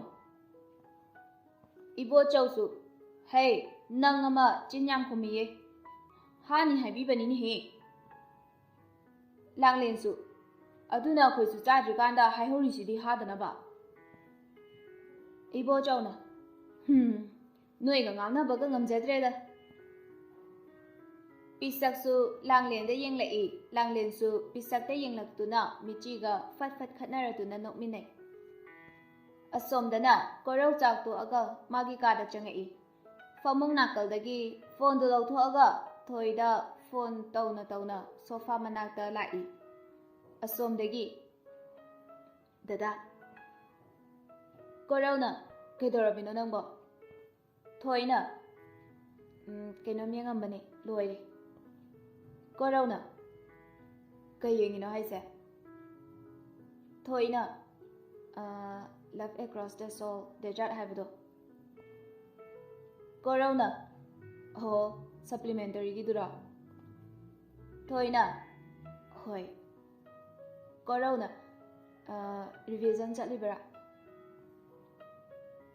ꯊꯣꯏꯅ ꯁꯨꯝ ꯌꯦꯡꯉꯝꯕꯅꯦ꯫ ꯀꯣꯔꯧꯅ ꯑꯗꯨꯗꯤ ꯑꯣꯊꯔ ꯃꯃꯤꯡ ꯍꯥꯏꯔꯧꯅꯦ꯫ ꯊꯣꯏꯅ KN ꯗꯥꯔꯨꯋꯥꯂꯥ꯫ ꯀꯣꯜ ꯋꯦꯇꯤꯡ ꯆꯪꯉꯛꯄꯒꯤ ꯇꯨꯠ ꯇꯨꯠ ꯂꯥꯎꯕ ꯃꯈꯣꯜ ꯑꯗꯨꯗ ꯅꯥꯀꯣꯡꯗꯒꯤ ꯐꯣꯟꯗꯨ ꯂꯧꯊꯣꯛꯑꯒ ꯀꯅꯥꯅꯣ ꯍꯥꯏꯗꯨꯅ ꯌꯦꯡꯉꯤ꯫ ꯀꯣꯔꯧ ꯂꯥꯡꯂꯦꯟ ꯑꯣꯏꯔꯝꯕꯗꯨꯗ ꯐꯣꯟꯗꯨ ꯅꯥꯀꯣꯡꯗ ꯑꯃꯨꯛ ꯊꯝꯃꯒ ꯑꯕꯦꯝꯃ꯫ ꯊꯣꯏꯅ ꯍꯥꯎ꯫ ꯀꯣꯔꯧꯅ ꯂꯥꯡꯂꯦꯟꯗꯣ ꯐꯣꯟ ꯇꯧꯔꯛꯏ꯫ ꯊꯣꯏ ꯄꯥꯈꯠꯅ ꯑꯁ ꯄꯥꯏꯌꯨ ꯑꯩ ꯊꯝꯃꯒꯦꯀꯣ꯫ ꯋꯥ ꯑꯃꯠꯇ ꯍꯥꯏꯕꯒ ꯅꯪꯗꯦ, ꯐꯣꯟꯗꯨ ꯁꯠ ꯀꯛꯈ꯭ꯔꯦ꯫ ꯀꯣꯔꯧꯅ ꯍꯩꯃꯥ ꯃꯈꯨꯠ ꯑꯁꯤ ꯀꯌꯥꯗ ꯊꯨꯈ꯭ꯔꯕꯅꯣ ꯌꯦꯡꯉꯨꯅꯦ, ꯃꯁꯤꯕꯨ ꯕꯣꯛꯁꯤꯡ ꯇꯝꯍꯜꯂꯗ꯭ꯔꯅꯦ ꯑꯩꯕꯣ? ꯑꯁꯤ ꯍꯥꯏꯅ ꯍꯥꯏꯅ ꯂꯥꯡꯂꯦꯟꯗ ꯀꯣꯜ ꯕꯦꯛ ꯇꯧꯁꯤꯜꯂꯤ꯫ ꯂꯥꯡꯂꯦꯟꯅ ꯁꯠ ꯑꯗꯨꯝ ꯄꯥꯏꯈꯠꯂꯛꯏ, ꯑꯗꯨꯒ ꯅꯨꯡꯗꯥꯡꯁꯤꯗ ꯀꯅꯥꯒ ꯋꯥꯔꯤ ꯇꯧꯔꯤꯅꯣ? ꯀꯣꯔꯧꯗꯨ ꯀꯩꯁꯨꯝ ꯈꯟꯗꯅ ꯌꯥꯝ ꯊꯥꯖꯗꯤꯌꯦ꯫ ꯂꯥꯡꯂꯦꯟꯅ ꯏꯀꯥꯏ ꯈꯪꯗꯕꯤ ꯃꯥꯟꯕ꯭ꯔꯥ? ꯀꯣꯔꯧ ꯏꯉꯛ ꯉꯛꯅ ꯀꯩꯅꯣ ꯍꯥꯏꯁꯦ? ꯂꯥꯡꯂꯦꯟꯁꯨ ꯀꯩꯝ ꯅꯠꯇꯦ, ꯋꯥꯔꯤ ꯁꯥꯟꯅꯩꯗꯣ ꯀꯅꯥꯅꯣ ꯍꯥꯏꯕ? ꯀꯣꯔꯧꯁꯨ ꯏꯃꯥꯟꯅꯕꯅꯤꯍꯦ꯫ ꯂꯥꯡꯂꯦꯟꯅ ꯅꯨꯡꯗꯥꯡꯁꯤꯗ? ꯀꯣꯔꯧꯅ ꯃꯔꯨ ꯑꯣꯏꯕ ꯑꯗꯨꯒꯤꯅꯤ꯫ ꯂꯥꯡꯂꯦꯟꯅ ꯑꯩ ꯐꯣꯟ ꯇꯧꯔꯛꯄꯗꯩ ꯅꯪꯅ ꯊꯝꯍꯟꯈ꯭ꯔꯤꯔꯣ? ꯀꯣꯔꯧꯗꯤ ꯀꯩꯁꯨꯝ ꯈꯟꯗꯅ ꯑꯗꯨꯝ ꯏꯆꯝ ꯆꯝꯅ ꯍꯣꯏ ꯊꯦꯡꯁꯨ ꯊꯦꯡꯖꯤꯜꯂꯛꯄꯗꯨꯗ꯫ ꯂꯥꯡꯂꯦꯟ ꯋꯥꯈꯜꯗꯨ ꯄꯪꯅꯨꯡꯗ ꯅꯨꯡꯉꯥꯏꯈ꯭ꯔꯦ꯫ ꯀꯣꯔꯧꯅ ꯅꯪꯗꯤ ꯀꯩꯗꯧꯔꯝꯃꯤꯅꯣ? ꯂꯥꯡꯂꯦꯟꯅ ꯄꯥꯈꯠꯂꯤꯔꯥꯕ ꯅꯨꯄꯥꯒ ꯋꯥꯔꯤ ꯁꯥꯟꯅꯔꯝꯒꯗ꯭ꯔꯥ ꯀꯥꯏꯅ? ꯖꯦꯂꯦꯁꯀ ꯀꯥꯔꯤꯔꯥꯕ? ꯄꯥꯈꯠꯄꯤꯅꯨꯀꯣ ꯏꯕꯨꯡꯉꯣ, ꯊꯕꯛ ꯂꯣꯏꯕꯗ ꯉꯥꯏꯔꯤꯌꯦ꯫ ꯀꯣꯔꯧꯏ ꯉꯛꯉꯛꯅ ꯑꯦ ꯂꯥꯡꯂꯦꯟꯅ ꯑꯁꯦꯡꯕ ꯆꯤꯟꯒ ꯊꯤꯖꯗꯦꯀꯣ ꯑꯩ ꯃꯔꯤ ꯃꯈꯣꯡ ꯁꯝꯅꯗꯕ ꯋꯥ ꯃꯌꯥꯝꯗꯨꯗ ꯀꯣꯔꯧ ꯋꯥꯈꯜꯗ ꯈꯜꯂꯛꯏ ꯀꯩꯅꯣ ꯄꯥꯔꯇꯤꯒ ꯆꯠꯂꯣꯏꯖꯥꯠꯂꯣ ꯈꯔꯗꯤ ꯄꯥꯏꯒꯨꯝ ꯇꯧꯕꯅꯤꯁꯦ ꯃꯁꯦ ꯅꯤꯁꯥ ꯈꯥꯏꯔꯤꯕꯅꯤꯅꯦ ꯃꯥꯒꯤꯁꯦ ꯑꯩꯒꯤ ꯂꯥꯏꯕꯛꯁꯤꯗꯤꯕ ꯀꯣꯔꯧꯅ ꯋꯥ ꯑꯃꯠꯇ ꯈꯨꯝꯂꯛꯇꯕꯗꯨꯗ ꯂꯥꯡꯂꯦꯟ ꯈꯤꯇꯪꯗꯤ ꯏꯀꯥꯏꯒꯨꯝ ꯂꯥꯛꯀꯨꯝ ꯇꯧꯏ ꯑꯗꯨꯕꯨ ꯈꯥꯡꯖꯤꯜꯂꯒ ꯀꯣꯔꯧ ꯍꯥꯎ ꯀꯩꯗꯧꯔꯒꯦ ꯅꯪꯕꯣ ꯂꯥꯡꯂꯦꯟꯅ ꯀꯌꯥꯝ ꯋꯥꯠꯂꯤꯒꯦ ꯇꯨꯝꯈꯤꯔꯣꯏꯗ꯭ꯔꯣ ꯀꯣꯔꯧꯅ ꯑꯧ ꯇꯨꯝꯃꯅꯤꯌꯦ ꯅꯪꯁꯨ ꯇꯨꯝꯊꯣꯛꯑꯣꯀꯣ ꯒꯨꯗ ꯅꯥꯏꯠ ꯑꯣꯏꯔꯁꯤꯀꯣ ꯊꯝꯃꯦ ꯐꯣꯟꯗꯨ ꯀꯛꯈ꯭ꯔꯦ ꯊꯣꯏꯁꯨ ꯉꯥꯏꯍꯥꯛ ꯉꯥꯏꯔꯝꯃꯒ ꯑꯗꯨꯝ ꯇꯨꯝꯊꯈ꯭ꯔꯕ ꯃꯥꯜꯂꯦ ꯀꯣꯔꯧꯅ ꯐꯣꯟ ꯍꯟꯖꯤꯟ ꯇꯧꯔꯛꯄꯗꯨ ꯑꯗꯨꯝ ꯄꯥꯏꯔꯛꯈꯤꯗ꯭ꯔꯦ ꯁꯥꯏꯂꯦꯟꯇ ꯂꯩꯔꯝꯃꯅꯤ ꯈꯟꯅ ꯃꯥꯁꯨ ꯑꯗꯨꯝ ꯇꯨꯝꯊꯈ꯭ꯔꯦ ꯃꯊꯪꯒꯤ ꯅꯨꯃꯤꯠꯇꯨꯅꯤ ꯁ꯭ꯀꯨꯜ ꯀꯥꯕ ꯅꯪꯅꯕ ꯍꯥꯏꯗꯨꯅ ꯊꯥꯗꯣꯏꯅ ꯃꯆꯥꯅꯨꯄꯤꯕꯨ ꯉꯟꯅ ꯍꯣꯁꯇꯦꯜꯗ ꯊꯤꯟꯈ꯭ꯔꯦ ꯀꯣꯔꯧꯅ ꯃꯤꯀꯞ ꯊꯣꯔꯛꯄꯗ SMS ꯑꯃ ꯂꯩꯔꯝꯕꯗꯨꯗ ꯍꯥꯡꯇꯣꯛꯇꯨꯅ ꯌꯦꯡꯉꯤ ꯅꯣꯛꯐꯦꯠ ꯇꯧꯅ ꯃꯥꯁꯨ ꯍꯧꯒꯠꯈ꯭ꯔꯦ ꯑꯗꯨꯒ ꯅꯣꯡꯃꯒꯤ ꯇꯧꯐꯝ ꯊꯣꯛꯄ ꯃꯁꯥꯒꯤ ꯃꯊꯧ ꯑꯇꯩ ꯇꯧꯈ꯭ꯔꯦ ꯂꯣꯏꯔꯗꯨꯅ ꯍꯣꯁꯄꯤꯇꯥꯜꯗ ꯑꯃꯨꯛ ꯆꯠꯈ꯭ꯔꯦ ꯀꯣꯂꯦꯖ ꯇꯥꯏꯃꯤꯡꯅꯤ ꯂꯥꯡꯂꯦꯟ ꯃꯥꯒꯤ ꯁꯥꯇ꯭ꯔꯁꯤꯡꯗꯨꯗ ꯂꯦꯛꯆꯔ ꯀꯟꯅ ꯄꯤꯔꯤ ꯃꯇꯝ ꯂꯣꯏꯔꯗꯨꯅ ꯁ꯭ꯇꯥꯐ ꯔꯨꯝꯗ ꯑꯃꯨꯛ ꯆꯪꯉꯛꯇꯨꯅ ꯉꯥꯏꯍꯥꯛ ꯐꯝꯃꯤ ꯐꯝꯅ ꯄꯦꯄꯔ ꯈꯔꯁꯨ ꯀꯔꯦꯛꯁꯟ ꯇꯧꯔꯤ ꯃꯥꯜꯁꯟꯁꯨ ꯂꯥꯡꯂꯦꯟꯅ ꯇꯧꯔꯤꯕꯗꯨ ꯉꯥꯏꯍꯥꯛ ꯁꯨꯝ ꯌꯦꯡꯗꯨꯅ ꯂꯩ ꯂꯥꯡꯂꯦꯟꯁꯨ ꯁꯨꯡꯅꯣꯡ ꯅꯣꯡꯈꯠꯂꯛꯇꯦ ꯑꯗꯨꯅ ꯃꯥꯜꯁꯟꯅ ꯃꯉꯣꯟꯗ ꯇꯧꯔꯤꯕꯗꯨ ꯎꯔꯝꯗꯦ ꯑꯁꯨꯝꯅ ꯃꯤꯅꯤꯠ 10ꯃꯨꯛꯇꯤ ꯍꯧꯖꯤꯟꯈ꯭ꯔꯦ ꯁꯥꯇ꯭ꯔ ꯑꯅꯤ ꯊꯣꯡꯖꯤꯟꯗ ꯂꯦꯞꯇꯨꯅ ꯃꯦ ꯑꯥꯏ ꯀꯝ ꯏꯟ ꯃꯤꯁ ꯌꯥꯝꯅ ꯆꯤꯛꯅ ꯂꯩꯔꯝꯕꯗꯒꯤ ꯈꯪꯍꯧꯗꯅ ꯍꯥꯏꯔꯛꯄ ꯑꯣꯏꯕꯒ ꯂꯥꯡꯂꯦꯟꯗꯨ ꯈꯪꯄ꯭ꯔꯦꯛ ꯈꯪꯉꯤ ꯏꯃꯥ ꯃꯥꯜꯁꯟꯁꯨ ꯈꯗꯥꯡꯗꯨ ꯅꯣꯝꯃꯒ ꯂꯩꯔꯝꯕꯗꯒꯤ ꯁꯠ ꯅꯥꯟꯊꯩ ꯑꯗꯨꯒ ꯈꯪꯉꯤꯅꯦꯍꯦ ꯂꯥꯡꯂꯦꯟꯁꯨ ꯃꯀꯣꯛꯇꯨ ꯂꯩꯗꯨꯅ ꯀꯅꯥꯅꯣ ꯍꯥꯏꯗꯨꯅ ꯌꯦꯡꯂꯛꯏ ꯃꯥꯜꯁꯟ ꯑꯣꯏꯔꯝꯕꯗꯨꯗ ꯍꯦꯃ ꯁꯔꯁꯨ ꯂꯩꯕ꯭ꯔꯣ ꯃꯥꯜꯁꯟ ꯏꯀꯥꯏꯅ ꯃꯀꯣꯛꯇꯣ ꯅꯥꯜꯂꯒ ꯍꯣꯏ ꯂꯥꯡꯂꯦꯟꯁꯨ ꯑꯣꯍꯣ ꯑꯁꯤ ꯍꯥꯏꯔꯒ ꯁꯥꯇ꯭ꯔꯁꯤꯡꯗꯨꯗ ꯑꯃꯨꯛ ꯑꯣꯟꯁꯤꯜꯂꯒ ꯈꯃꯦꯟ ꯁꯥꯇ꯭ꯔ ꯑꯅꯤꯗꯨ ꯆꯪꯂꯛꯑꯒ ꯇꯦꯕꯜ ꯃꯃꯥꯡꯗꯨꯗ ꯅꯣꯠꯕꯨꯛ ꯑꯅꯤ ꯊꯝꯃꯤ ꯂꯥꯡꯂꯦꯟꯅ ꯅꯣꯏ ꯑꯅꯤꯕꯨ ꯒ꯭ꯌꯥꯟ ꯈꯔ ꯇꯥꯔꯣꯅꯦ ꯈꯔ ꯂꯩꯔꯗꯤ ꯅꯨꯄꯤ ꯊꯤꯒꯦ ꯍꯥꯏꯔꯅꯤ ꯑꯁꯨꯛ ꯉꯥꯎꯁꯟꯅꯩꯁꯤꯕꯨ ꯀꯔꯤꯒꯤꯅꯣ ꯃꯇꯨꯡꯗ ꯇꯧꯔꯛꯇ꯭ꯔꯗꯤ ꯑꯩꯗꯤ ꯄꯅꯤꯁꯃꯦꯟ ꯇꯧꯅꯤꯀꯣ ꯆꯠꯂꯣ ꯀ꯭ꯂꯥꯁ ꯌꯥꯎꯖꯧꯔꯣ ꯍꯣꯏ ꯃꯤꯁ ꯁꯥꯇ꯭ꯔ ꯑꯅꯤꯗꯨꯁꯨ ꯊꯣꯛꯈ꯭ꯔꯦ ꯂꯥꯡꯂꯦꯟ ꯃꯥꯜꯁꯟꯗ ꯑꯃꯨꯛ ꯑꯣꯟꯁꯤꯜꯂꯒ ꯁꯔ ꯑꯣꯐ ꯂꯩꯕ꯭ꯔꯣ ꯃꯥꯜꯁꯟꯁꯨ ꯍꯣꯏ ꯃꯤꯁꯁꯨ ꯂꯩꯕ ꯃꯥꯜꯂꯦ ꯂꯥꯡꯂꯦꯟꯅ ꯂꯩꯌꯦ ꯑꯩꯗꯤ ꯁꯔ ꯂꯩꯕꯒ ꯑꯝꯇ ꯎꯍꯧꯗ꯭ꯔꯦ ꯃꯥꯜꯁꯟꯅ ꯀꯩꯁꯨꯝ ꯀꯥꯏꯗꯦꯗ ꯅꯣꯡꯃꯒꯤ ꯅꯨꯃꯤꯠꯅꯤ ꯂꯥꯡꯂꯦꯟ ꯌꯥꯝ ꯁꯥꯎꯅ ꯃꯃꯥꯕꯨ ꯀꯧꯔꯤ ꯏꯃꯥ ꯄꯤꯁꯛꯁꯨ ꯃꯆꯥꯅ ꯀꯧꯔꯤꯕꯗꯨ ꯇꯥꯔꯗꯨꯅ ꯀꯩꯗꯧꯕ ꯌꯥꯎꯔꯕꯅꯣ ꯈꯟꯅ ꯁꯨꯃꯥꯡꯗ ꯍꯥꯊꯨ ꯊꯣꯛꯂꯛꯏ ꯑꯗꯨꯒ ꯍꯦꯃꯥ ꯀꯩꯗꯧꯔꯒꯦ ꯏꯕꯦꯝꯃ ꯀꯩꯗꯧꯕ ꯌꯥꯎꯔꯒꯦ ꯂꯥꯡꯂꯦꯟ ꯁꯥꯎꯅꯤꯡꯅ ꯒꯥꯔꯤꯁꯦ ꯀꯩꯅꯣ ꯇꯧꯔꯤꯁꯦ ꯄꯤꯁꯛꯁꯨ ꯍꯦꯃꯥ ꯑꯗꯨꯕꯨ ꯑꯩꯅ ꯈꯪꯕ꯭ꯔꯣ ꯅꯪꯒꯤ ꯒꯥꯔꯤꯕꯨ ꯑꯩꯅ ꯁꯤꯖꯤꯟꯅꯕ꯭ꯔꯣ ꯂꯥꯡꯂꯦꯟꯅ ꯉꯔꯥꯡ ꯕꯕꯥꯅ ꯁꯤꯖꯤꯟꯅꯈꯤꯕꯅꯦ ꯅꯨꯡꯗꯥꯡꯗ ꯌꯥꯗ꯭ꯔꯦꯁꯨ ꯍꯥꯏꯔꯝꯗꯕ ꯑꯩ ꯍꯧꯖꯤꯛ ꯊꯦꯡꯉꯀꯥꯟꯁꯤꯗ ꯀꯩꯗ ꯆꯠꯇꯧꯔꯤꯒꯦꯕ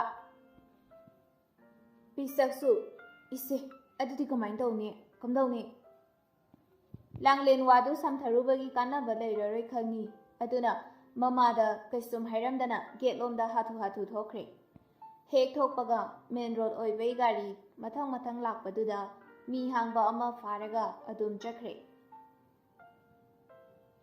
ꯄꯤꯁꯛꯁꯨ ꯃꯆꯥꯒꯤ ꯇꯨꯡꯗ ꯇꯥꯟꯅꯔꯛꯄꯅꯤ ꯑꯗꯨꯕꯨ ꯀꯩꯝ ꯅꯪꯗ꯭ꯔꯦ ꯆꯠꯈꯤꯕꯅ ꯍꯥꯟꯈ꯭ꯔꯦ ꯄꯤꯁꯛ ꯃꯆꯤꯟꯗ ꯁꯣꯜꯂꯤ ꯑꯣꯟꯊꯣꯛꯄꯅꯤꯗ ꯀꯩꯝ ꯍꯦꯛ ꯅꯪꯗꯦꯃꯤ ꯃꯁꯤ ꯑꯉꯥꯡꯁꯤꯕꯣ ꯑꯁꯤ ꯍꯥꯏꯔꯒ ꯃꯅꯨꯡꯗ ꯆꯪꯉꯛꯇꯨꯅ ꯒꯦꯠꯇꯨ ꯂꯣꯟꯁꯤꯟꯒꯦ ꯀꯟꯅ ꯇꯧꯔꯤꯉꯩ ꯒꯦꯠꯀꯤ ꯃꯄꯥꯟꯗ ꯍꯣꯔꯣꯟ ꯑꯃ ꯌꯥꯝꯅ ꯀꯟꯅ ꯈꯣꯡꯂꯛꯄꯗꯨꯗ ꯇꯧꯔꯝꯃꯤꯕꯗꯨ ꯂꯦꯞꯄꯗꯨꯅ ꯀꯅꯥꯅꯣ ꯍꯥꯏꯗꯨꯅ ꯌꯦꯡꯉꯛꯏ ꯏꯕꯣꯆꯧ ꯑꯣꯏꯔꯝꯕꯗꯨꯗ ꯐꯖꯅ ꯍꯥꯡꯇꯣꯛꯑꯒ ꯆꯪꯍꯜꯂꯛꯏ ꯑꯗꯨꯒ ꯂꯣꯏꯔꯗꯨꯅ ꯑꯃꯨꯛ ꯂꯣꯟꯁꯤꯜꯂꯤ ꯏꯕꯣꯆꯧ ꯒꯥꯔꯤꯗꯨ ꯃꯐꯝ ꯆꯥꯅ ꯊꯧꯒꯠꯂꯝꯃꯒ ꯂꯦꯞꯇꯨꯅ ꯂꯩꯔꯤꯕꯤ ꯄꯤꯁꯛꯀꯤ ꯃꯅꯥꯛ ꯇꯝꯅ ꯆꯪꯉꯛꯇꯨꯅ ꯌꯥꯝ ꯊꯥꯖꯗꯅ ꯒꯦꯠꯀ ꯁꯪꯉꯝꯃꯤꯅ ꯁꯤꯕꯨ ꯀꯩꯒꯤꯅꯣꯅꯦ? ꯄꯤꯁꯛꯇꯨ ꯂꯋꯥꯏꯗ ꯍꯦꯛꯇ ꯂꯥꯛꯂꯛꯏ꯫ ꯅꯠꯇꯦ, ꯃꯣꯏ ꯕꯕꯥꯕꯨ ꯉꯥꯎꯔꯕꯕ? ꯁꯤꯅꯤ ꯃꯥꯏꯅꯤ ꯋꯥꯁꯦ ꯑꯃꯠꯇ ꯇꯥꯟꯅꯕ ꯍꯩꯇꯕ꯭ꯔꯣ ꯍꯥꯏꯃꯦ? ꯏꯕꯣꯆꯧ ꯉꯛꯅ ꯀꯩꯗꯧꯔꯒꯦ ꯃꯃꯥ ꯑꯩꯉꯣꯟꯗ ꯁꯥꯎꯔꯛꯏꯁꯤꯕꯣ? ꯄꯤꯁꯛꯅ ꯒꯥꯔꯤꯗꯨ ꯊꯧꯕꯤꯔꯨꯔꯕꯗꯤ 이베ꯝꯃꯒꯤ ꯒꯥꯔꯤꯗꯨ ꯌꯥꯗ꯭ꯔꯦ ꯑꯗꯨ ꯑꯗꯥ ꯈꯤꯇ ꯍꯥꯏꯕꯤꯔꯝꯕ ꯌꯥꯗꯕ꯭ꯔꯥ ꯍꯥꯏꯕꯅꯤ꯫ ꯒꯥꯔꯤꯃꯨꯛ ꯀꯩꯗꯧꯔꯒꯦ?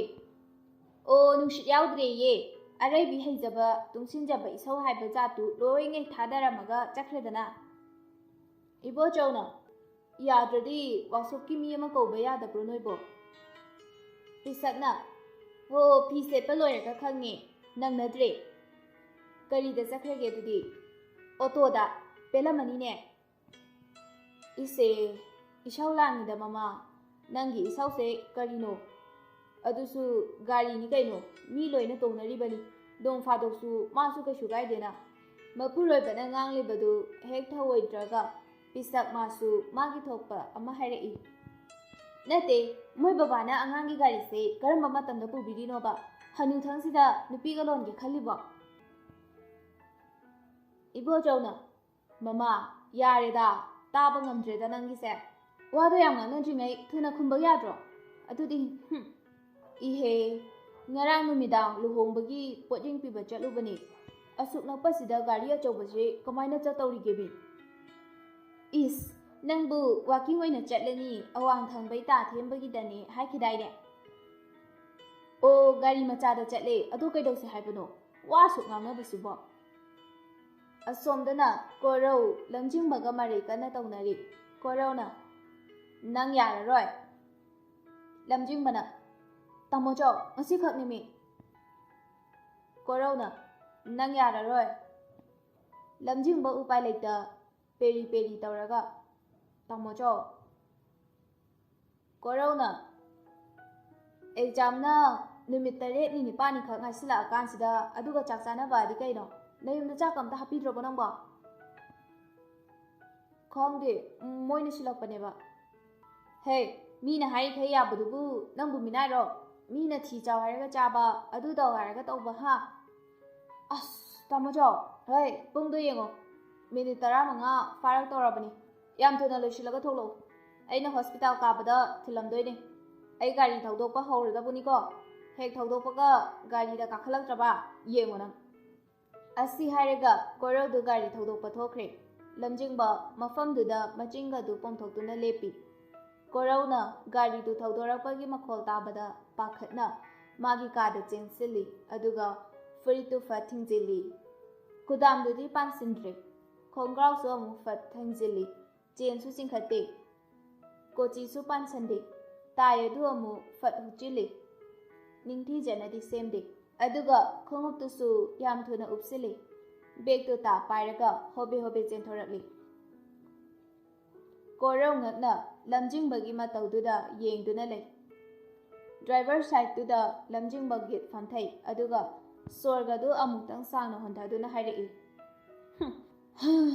ꯆꯠꯂꯁꯦ꯫ ꯀꯣꯔꯧꯁꯨ ꯃꯊꯟꯇ ꯈꯜꯂꯤ, ꯀꯤꯔꯤꯕ ꯈꯨꯀꯤꯁꯤꯒ꯫ ꯑꯁꯨꯝꯅ ꯀꯣꯔꯧꯅ ꯒꯥꯔꯤꯗꯨ ꯊꯧꯗꯨꯅ ꯂꯝꯖꯤꯡꯕꯒ ꯄꯨꯟꯅ ꯁ꯭ꯀꯨꯜ ꯂꯣꯝꯗ ꯂꯥꯛꯃꯤꯟꯅꯔꯦ꯫ ꯂꯝꯕꯤꯗ ꯒꯥꯔꯤꯗꯨ ꯊꯧꯅ ꯊꯧꯅ ꯂꯝꯖꯤꯡꯕ ꯐꯨꯔꯤꯠꯀꯤ ꯀꯨꯗꯥꯝꯁꯤꯡꯗꯨ ꯄꯥꯟꯁꯤꯜꯂꯤ꯫ ꯂꯣꯏꯔꯒ ꯈꯣꯡꯒ꯭ꯔꯥꯎꯒꯤ ꯖꯤꯞꯇꯨ ꯑꯃꯨꯛ ꯆꯤꯡꯈꯠꯂꯤ, ꯑꯗꯨꯒ ꯀꯣꯆꯤꯗꯨꯁꯨ ꯄꯥꯟꯁꯤꯜꯂꯤ꯫ ꯂꯣꯏꯔꯒ ꯅꯦꯛꯇꯥꯏꯗꯨ ꯑꯃꯨꯛ ꯐꯖꯅ ꯁꯦꯝꯃꯤ꯫ ꯃꯈꯣꯡꯗꯨ ꯍꯥꯏꯔꯞ ꯊꯥꯡꯒꯠꯂꯛꯇꯨꯅ ꯈꯣꯡꯎꯞ ꯃꯔꯤꯗꯨ ꯑꯃꯨꯛ ꯀꯤꯁꯤꯜꯂꯤ꯫ ꯂꯣꯏꯔꯒ ꯀꯣꯔꯧꯗ ꯑꯣꯟꯁꯤꯜꯂꯒ ꯁ꯭ꯀꯨꯜꯗꯣ ꯊꯤꯟꯅꯤꯅ ꯊꯤꯜꯂꯗꯤ ꯉꯟꯅ ꯊꯤꯜꯂꯣ, ꯆꯩꯒ ꯆꯥꯕ ꯉꯝꯖꯔꯔꯣꯏ ꯑꯩ꯫ ꯀꯣꯔꯧ ꯀꯩꯁꯨꯝ ꯈꯨꯝꯂꯛꯇꯦ, ꯑꯗꯨꯒ ꯑꯗꯨꯒꯤ ꯃꯍꯨꯠ ꯒꯥꯔꯤꯗꯨ ꯃꯇꯥꯏ ꯑꯃꯗ ꯊꯩꯖꯤꯜꯂꯒ ꯈꯥꯝꯃꯤ, ꯑꯗꯨꯒ ꯊꯣꯛꯈ꯭ꯔꯦ꯫ ꯇꯥꯃꯣꯆꯧ ꯊꯦꯡꯉꯦ ꯍꯥꯏꯕꯅꯦ꯫ ꯀꯥꯏꯗꯅꯣ ꯇꯥꯃꯣꯆꯧ?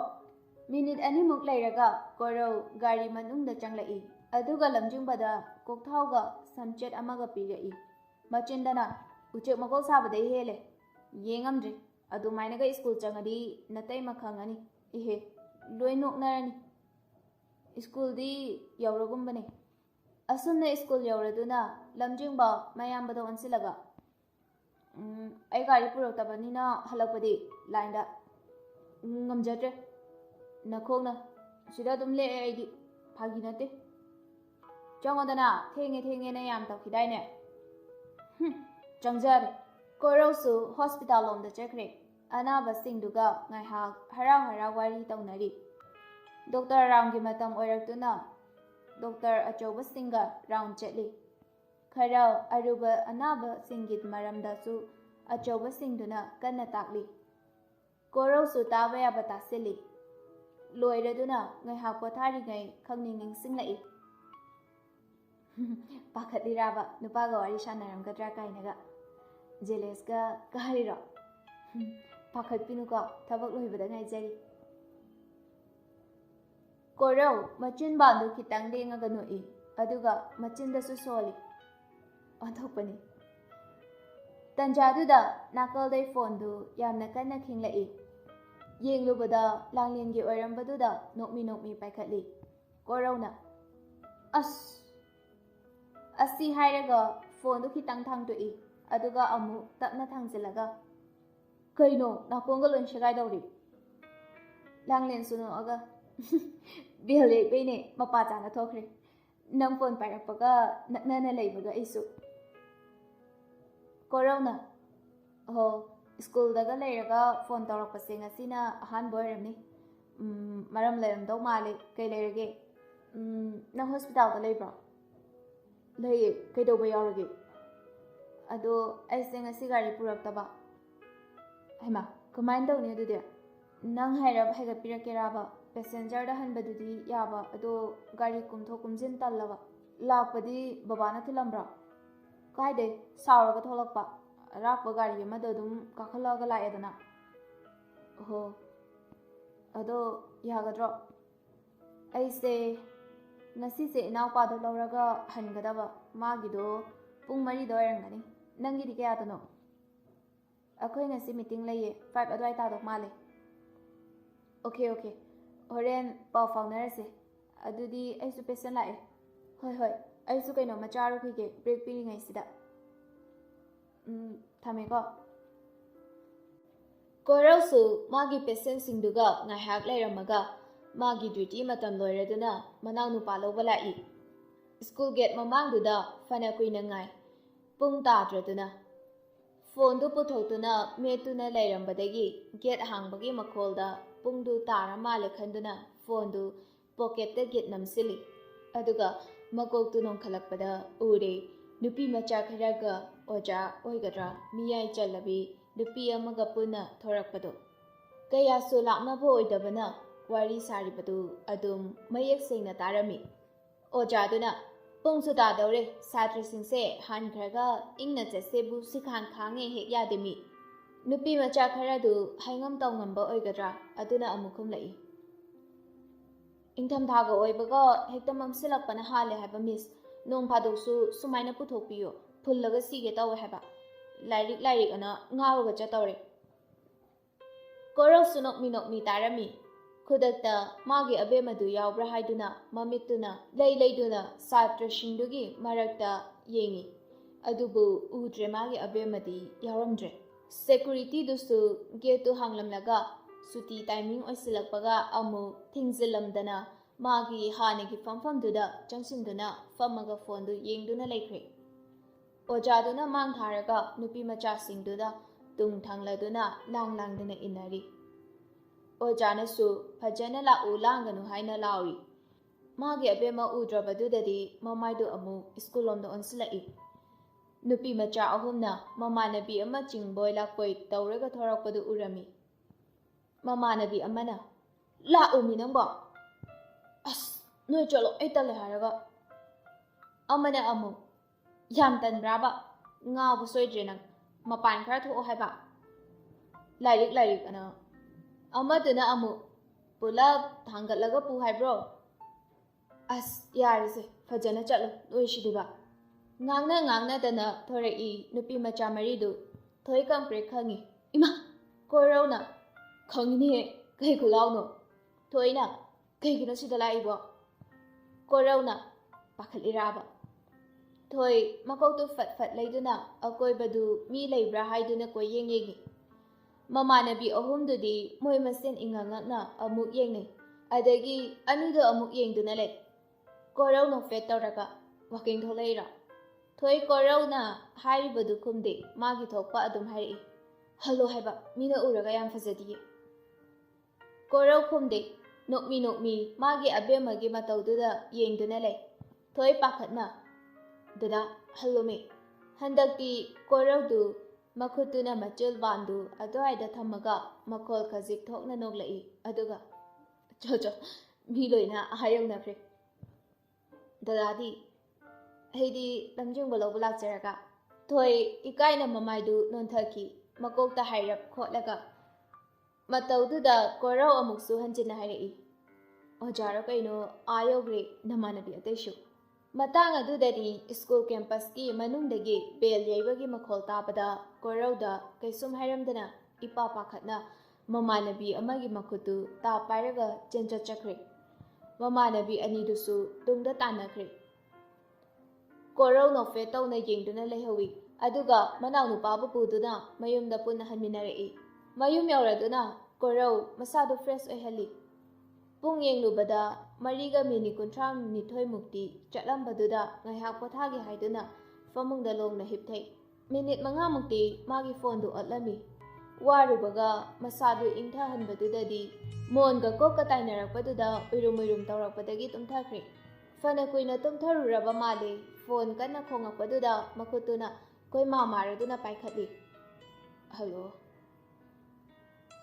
ingna tapnaga hairakte kwakna lakpadawna khanglak laklai ngaire kaidawrige hojikho kayam koida ngai hengki ge haido kalakase mariga loin chokthare leppada ngasare korau mamitu khangpang pangi aduga manakongdagi phone du lauthoaga mamai mayada yam thuna thangsili aduga amu manakongda thamladuna as tumtharure he thorokpaga thorokpa yadro kuiramani ne langlena mangam khaita dore ai tarutei angang tishalai ingsu ingsalai korona hoise 15 minutes mukta ngairamo ai thuna la yorage ko asi hairaga phone du pat kathali aduga gari sodu pairaduna hathu magi ka dagi chenthorei mamasu magi karomda ka khalakpaga mapa hek chana thokhe pisak peri tawduna achoba napudo steer dagi onthai haina hospital da pui hai ima so mukta thinbiyo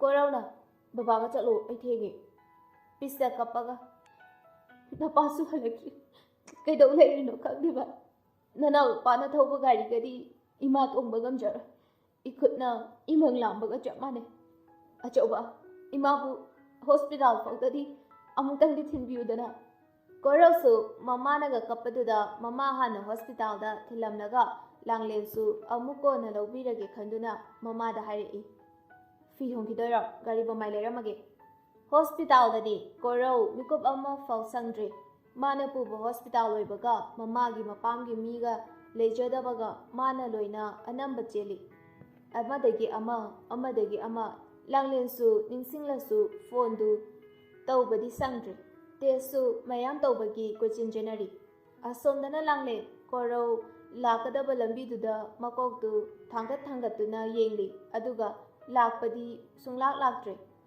mapi dusu haunaruba yauda maningdam lai langlena ngasaidagi lepiba du mausansu uribani mayum hanba ngamjaduna gari manungda tumin lapta famduna yengli sum kushilakpaduda gari du start tawraduna langlena lepliba adomda thawrei gari khangbai makol tabada langlen makutuna mapi du sasat nanthoi aduga onthorakpada mausan oirambaduda ngakna sir mausan huran badawna wadu matat ngangi sida nina ama nate imanaba na thaba ama as misti kaidoba yaurage gari puraktraba langlena imanaba ama lawba lakadabane yaurakdri kaidoba yaurage khangdri adudi amuka tawsaladuna phone do tanjaduda langlengi phone do ring lai langlensu hatu pakhatchei aduga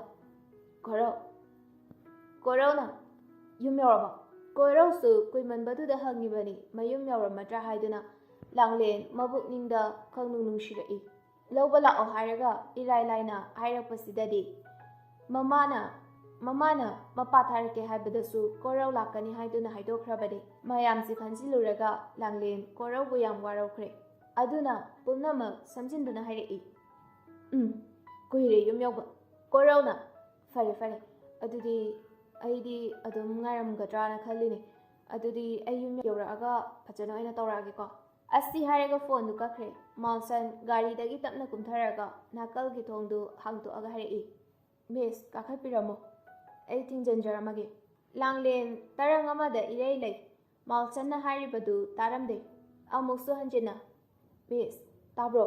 ꯑꯗꯨꯁꯨ ꯈꯨꯝꯂꯛꯇꯦ꯫ ꯃꯥꯜꯁꯟ ꯁꯣꯔꯗꯨ ꯑꯃꯨꯛꯇꯪ ꯄꯨꯂꯞ ꯀꯥꯝꯊꯗꯨꯅ ꯂꯥꯡꯂꯦꯟꯒꯤ ꯃꯁꯥ ꯁꯥꯒꯟ ꯃꯄꯥ ꯑꯗꯨꯋꯥꯏꯗ ꯍꯥꯏꯔꯞ ꯅꯣꯝꯂꯒ ꯃꯤꯁ꯫ ꯂꯥꯡꯂꯦꯟ ꯋꯥꯗꯨ ꯍꯥꯏꯗ ꯌꯥꯗ꯭ꯔꯗꯨꯅ ꯍꯥꯏꯔꯨꯕꯅꯤ꯫ ꯃꯥꯅ ꯌꯥꯝꯅ ꯆꯪꯍꯟꯅꯤꯡꯂꯨꯕꯒꯤꯁꯨ ꯅꯠꯇꯕꯅꯤꯅ ꯍꯟꯖꯤꯟ ꯍꯟꯖꯤꯟ ꯇꯛꯁꯤꯜꯂꯨꯗ꯭ꯔꯦ꯫ ꯑꯗꯨꯒꯤ ꯃꯍꯨꯠ ꯅꯣꯛꯐꯦꯠ ꯇꯧꯁꯤꯜꯂꯝꯃꯒ ꯒꯥꯔꯤꯗꯨ ꯀꯨꯝꯊꯒꯦ ꯍꯥꯏꯗꯨꯅ ꯍꯣꯠꯅꯔꯛꯏ꯫ ꯈꯪꯍꯧꯗꯦ ꯂꯥꯡꯂꯦꯟꯒꯤ ꯈꯨꯗꯥꯡꯗꯨꯗ ꯃꯥꯜꯁꯟ ꯐꯠ ꯅꯪꯍꯧꯔꯣꯏ ꯃꯇꯥꯒꯨꯝ ꯄꯥꯏꯁꯤꯜꯂꯛꯏ꯫ ꯂꯥꯡꯂꯦꯟ ꯏꯈꯪ ꯈꯪꯅ ꯏꯃꯥ! ꯑꯁꯤ ꯍꯥꯏꯔꯗꯨꯅ ꯃꯃꯤꯠ ꯑꯅꯤꯗꯨ ꯇꯔꯨ ꯇꯔꯨ ꯃꯥꯜꯁꯟꯗ ꯌꯦꯡꯖꯔꯛꯏ꯫ ꯃꯥꯜꯁꯟꯁꯨ ꯄꯥꯏꯔꯤꯕꯗꯨ ꯐꯠ ꯊꯥꯗꯣꯛꯇꯨꯅ ꯀꯩꯅꯣꯅꯦ꯫ ꯉꯥꯏꯍꯥꯛ ꯑꯃꯨꯛ ꯇꯨꯃꯤꯟꯅ ꯂꯩ꯫ ꯁꯦ ꯄꯥꯏꯁꯤꯜꯂꯣ ꯂꯣꯏ ꯆꯣꯠꯄ ꯇꯥꯔꯦ ꯅꯣꯡꯁꯤꯁꯨ ꯀꯟꯁꯤꯜꯂꯛꯑꯦ꯫ ꯑꯁꯤ ꯍꯥꯏꯗꯨꯅ ꯁꯥꯇꯤꯟ ꯑꯃ ꯄꯥꯏꯍꯜꯂꯛꯏ꯫ ꯂꯥꯡꯂꯦꯟꯁꯨ ꯁꯥꯇꯤꯟꯗꯨ ꯇꯨꯞꯇꯨꯅ ꯃꯌꯨꯝ ꯇꯝꯅ ꯆꯠꯈ꯭ꯔꯦ꯫ ꯃꯥꯜꯁꯟꯁꯨ ꯍꯟꯈ꯭ꯔꯦ꯫ ꯂꯥꯡꯂꯦꯟ ꯃꯥꯒꯤ ꯀꯥꯗ ꯆꯪꯗꯨꯅ ꯃꯐꯤ ꯀꯟꯅ ꯍꯣꯡꯂꯤꯉꯩ ꯄꯤꯁꯛ ꯆꯪꯂꯛꯇꯨꯅ ꯀꯩꯅꯣ ꯑꯁꯨꯛ ꯊꯦꯡꯉꯤꯁꯤꯅ? ꯂꯥꯡꯂꯦꯟ ꯃꯣꯡ ꯏꯍꯥ ꯍꯥꯗꯅ ꯒꯥꯔꯤ ꯌꯥꯔꯛꯇꯕꯩꯅꯦ ꯑꯗꯨ ꯁꯦꯝꯕ ꯂꯣꯏꯕ ꯉꯥꯏꯔꯤꯉꯩꯗ ꯅꯣꯡ ꯑꯃꯨꯛ ꯆꯨꯁꯤꯜꯂꯛꯄ ꯑꯗꯨꯅ ꯈꯔ ꯊꯦꯡꯈ꯭ꯔꯦ꯫ ꯑꯌꯨꯛ ꯑꯉꯟꯕꯅꯤ꯫ ꯃꯥꯜꯁꯟ ꯃꯃꯥꯒ ꯄꯨꯟꯅ ꯒꯝꯂꯥꯒꯤ ꯂꯩꯁꯤꯡꯗꯨ ꯑꯃꯣꯠ ꯑꯀꯥꯏ ꯇꯩꯊꯣꯛꯂꯤ꯫ ꯃꯄꯥꯅ ꯁꯨꯃꯥꯡ ꯅꯥꯀꯜꯒꯤ ꯂꯣꯟ ꯃꯆꯥꯗꯨꯗ ꯐꯝꯗꯨꯅ ꯑꯌꯨꯛꯀꯤ ꯄꯦꯄꯔ ꯌꯦꯡꯂꯤ꯫ ꯇꯟꯖꯥꯗꯨꯗ ꯑꯦꯂꯤꯁ ꯃꯈꯣꯏꯒꯤ ꯃꯇꯦꯡ ꯄꯥꯡꯅꯕ ꯂꯩꯕꯤ ꯃꯧ ꯅꯍꯥ ꯑꯗꯨꯒ ꯄꯨꯟꯅ ꯇ꯭ꯔꯦ ꯑꯃꯃꯝ ꯄꯥꯏꯅꯗꯨꯅ ꯊꯣꯔꯛꯂꯤ꯫ ꯑꯦꯂꯤꯁꯅ ꯃꯌꯥꯝ ꯆꯥ ꯄꯨꯔꯛꯑꯦ ꯊꯛꯅꯔꯁꯦ꯫ ꯈꯕꯔꯒꯗꯣ ꯉꯥꯏꯍꯥꯛꯇ ꯄꯣꯊꯥꯍꯜꯂꯣ ꯋꯥꯔꯝꯃꯅꯤ ꯁꯣꯔꯒ ꯂꯣꯏ ꯐꯨꯜꯂꯝꯃꯅꯤ꯫ ꯑꯁꯤ ꯍꯥꯏꯔꯒ ꯇꯦꯕꯜ ꯃꯊꯛꯇꯨꯗ ꯇ꯭ꯔꯦꯗꯨ ꯊꯝꯃꯤ꯫ ꯁꯅꯥꯍꯜꯁꯨ ꯑꯌꯨꯛꯀꯤ ꯄꯦꯄꯔꯗꯨ ꯇꯞꯅ ꯊꯝꯃꯤ ꯑꯗꯨꯒ ꯎꯞꯂꯤꯕ ꯏꯁꯄꯦꯛꯇꯨ ꯈꯖꯤꯛ ꯁꯦꯝꯖꯤꯜꯂꯤ꯫ ꯀꯥꯔꯟ ꯆꯠꯅꯗꯨꯅ ꯊꯝꯃꯝꯕ ꯈꯣꯡꯗꯨꯁꯨ ꯐꯖꯅ ꯊꯝꯃꯗꯨꯅ ꯆꯥ ꯀꯞ ꯑꯃ ꯄꯥꯏꯈꯠꯂꯤ ꯑꯗꯨꯒ ꯏꯆꯥꯇꯣꯝꯕꯤ ꯆꯥꯗꯨ ꯃꯥꯏ ꯃꯄꯥꯗ ꯊꯝꯃꯝꯕꯗꯒꯤ ꯃꯀꯣꯛ ꯈꯖꯤꯛ ꯅꯣꯡꯈꯠꯂꯛꯇꯨꯅ ꯍꯥꯎ ꯄꯥꯕꯨꯡ ꯅꯃꯥꯒ ꯅꯕꯨꯡꯒꯁꯨ ꯀꯧꯔꯛꯑꯣꯗꯅ꯫ ꯃꯄꯥꯗ ꯌꯦꯡꯂꯝꯕ ꯃꯃꯥꯏꯗꯨ ꯈꯖꯤꯛ ꯑꯣꯟꯊꯣꯔꯛꯇꯨꯅ ꯃꯥ ꯂꯥꯛꯑꯣꯗꯅ ꯄꯥꯕꯨꯡꯁꯦ ꯆꯥ ꯆꯪꯗ꯭ꯔꯦꯌꯦ ꯏꯃꯥꯒꯤ ꯐꯖꯕ ꯁꯛꯇꯝꯗꯣ ꯎꯗ꯭ꯔꯗꯤ꯫ ꯑꯁꯤ ꯍꯥꯏꯔꯒ ꯅꯣꯛꯐꯦꯠ ꯇꯧꯁꯤꯜꯂꯤ꯫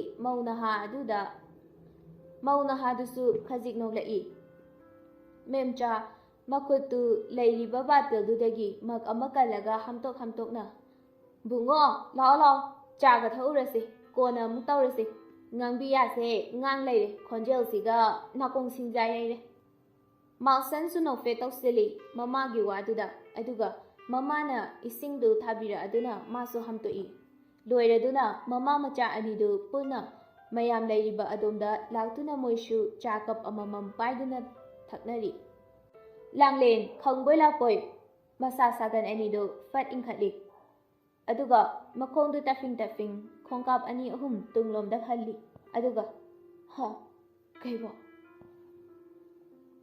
ꯃꯥꯜꯁꯟ ꯅꯣꯛꯐꯦꯠ ꯇꯧꯅ ꯌꯥꯝ ꯏꯪꯕ ꯈꯣꯟꯖꯦꯜꯗ ꯊꯦꯡꯉꯦ ꯊꯤꯟꯖꯔꯝꯃꯒꯦ꯫ ꯂꯥꯡꯂꯦꯟꯅ ꯌꯥꯔꯅꯤꯗ꯫ ꯃꯥꯜꯁꯟꯅ ꯊꯦꯡꯖꯜꯂꯛꯄꯁꯤꯗ ꯅꯨꯄꯤꯁꯨ ꯃꯤꯁ ꯃꯇꯣꯝꯇ ꯑꯣꯏꯕꯁꯤꯗ ꯑꯩꯁꯨ ꯍꯥꯏꯖꯕꯅꯤ ꯃꯤꯁ ꯃꯇꯣꯝꯇ ꯑꯊꯦꯡꯕꯁꯤꯗ ꯊꯝꯃꯝꯃꯒ ꯑꯩꯅ ꯀꯔꯝꯅ ꯍꯟꯒꯅꯤ? ꯂꯥꯡꯂꯦꯟꯁꯨ ꯃꯃꯤꯠ ꯑꯅꯤꯗꯨ ꯃꯥꯜꯁꯟ ꯂꯣꯝꯗ ꯇꯠꯇꯨ ꯌꯦꯡꯖꯔꯛꯏ꯫ ꯑꯗꯨꯒ ꯈꯔ ꯂꯥꯞꯇ ꯈꯥꯝꯂꯤꯕ ꯒꯥꯔꯤꯗꯨꯗ ꯑꯃꯨꯛ ꯀꯩꯁꯨꯗꯤ ꯍꯥꯏꯔꯝꯗ ꯂꯥꯡꯂꯦꯟ ꯒꯥꯔꯤ ꯇꯝꯅ ꯆꯠꯇꯨꯅ ꯅꯥꯀꯜꯒꯤ ꯁꯤꯠꯇꯨꯗ ꯀꯥꯈꯠꯇꯨꯅ ꯐꯝꯈ꯭ꯔꯦ꯫ ꯃꯥꯜꯁꯟ ꯉꯛꯅ ꯂꯥꯡꯂꯦꯟꯅ ꯆꯠꯂꯤꯕ ꯑꯗꯣꯝꯗ ꯌꯦꯡꯂꯝꯕꯗꯒꯤ ꯃꯤꯠꯌꯦꯡꯗꯨꯒꯤ ꯃꯇꯨꯡꯗ ꯌꯥꯝꯅ ꯄꯛꯆꯕ ꯂꯦꯝꯖꯕ ꯃꯣꯃꯣꯟ ꯃꯤꯅꯣꯛ ꯑꯃ ꯇꯨꯡ ꯏꯟꯅꯔꯛꯏ꯫ ꯑꯗꯨꯒ masu driver seat lomda kakhattuna gari du thauba hokre. Lambida ani du wa amata ngangnade. Malsanna achikpaduga loinana yamna nungshiba isai ama makhol piktak tauna tharai. Nongsu thili chuba hora abani. Numidanga tasilakpaga lambidu ichikchikpagum tauri. Ichikchikpa maraktuda nungshiba isai ki khonjelna ihang hanglaba thamoidu sokraba male. Mapidu tapna kazai thakta chentharai.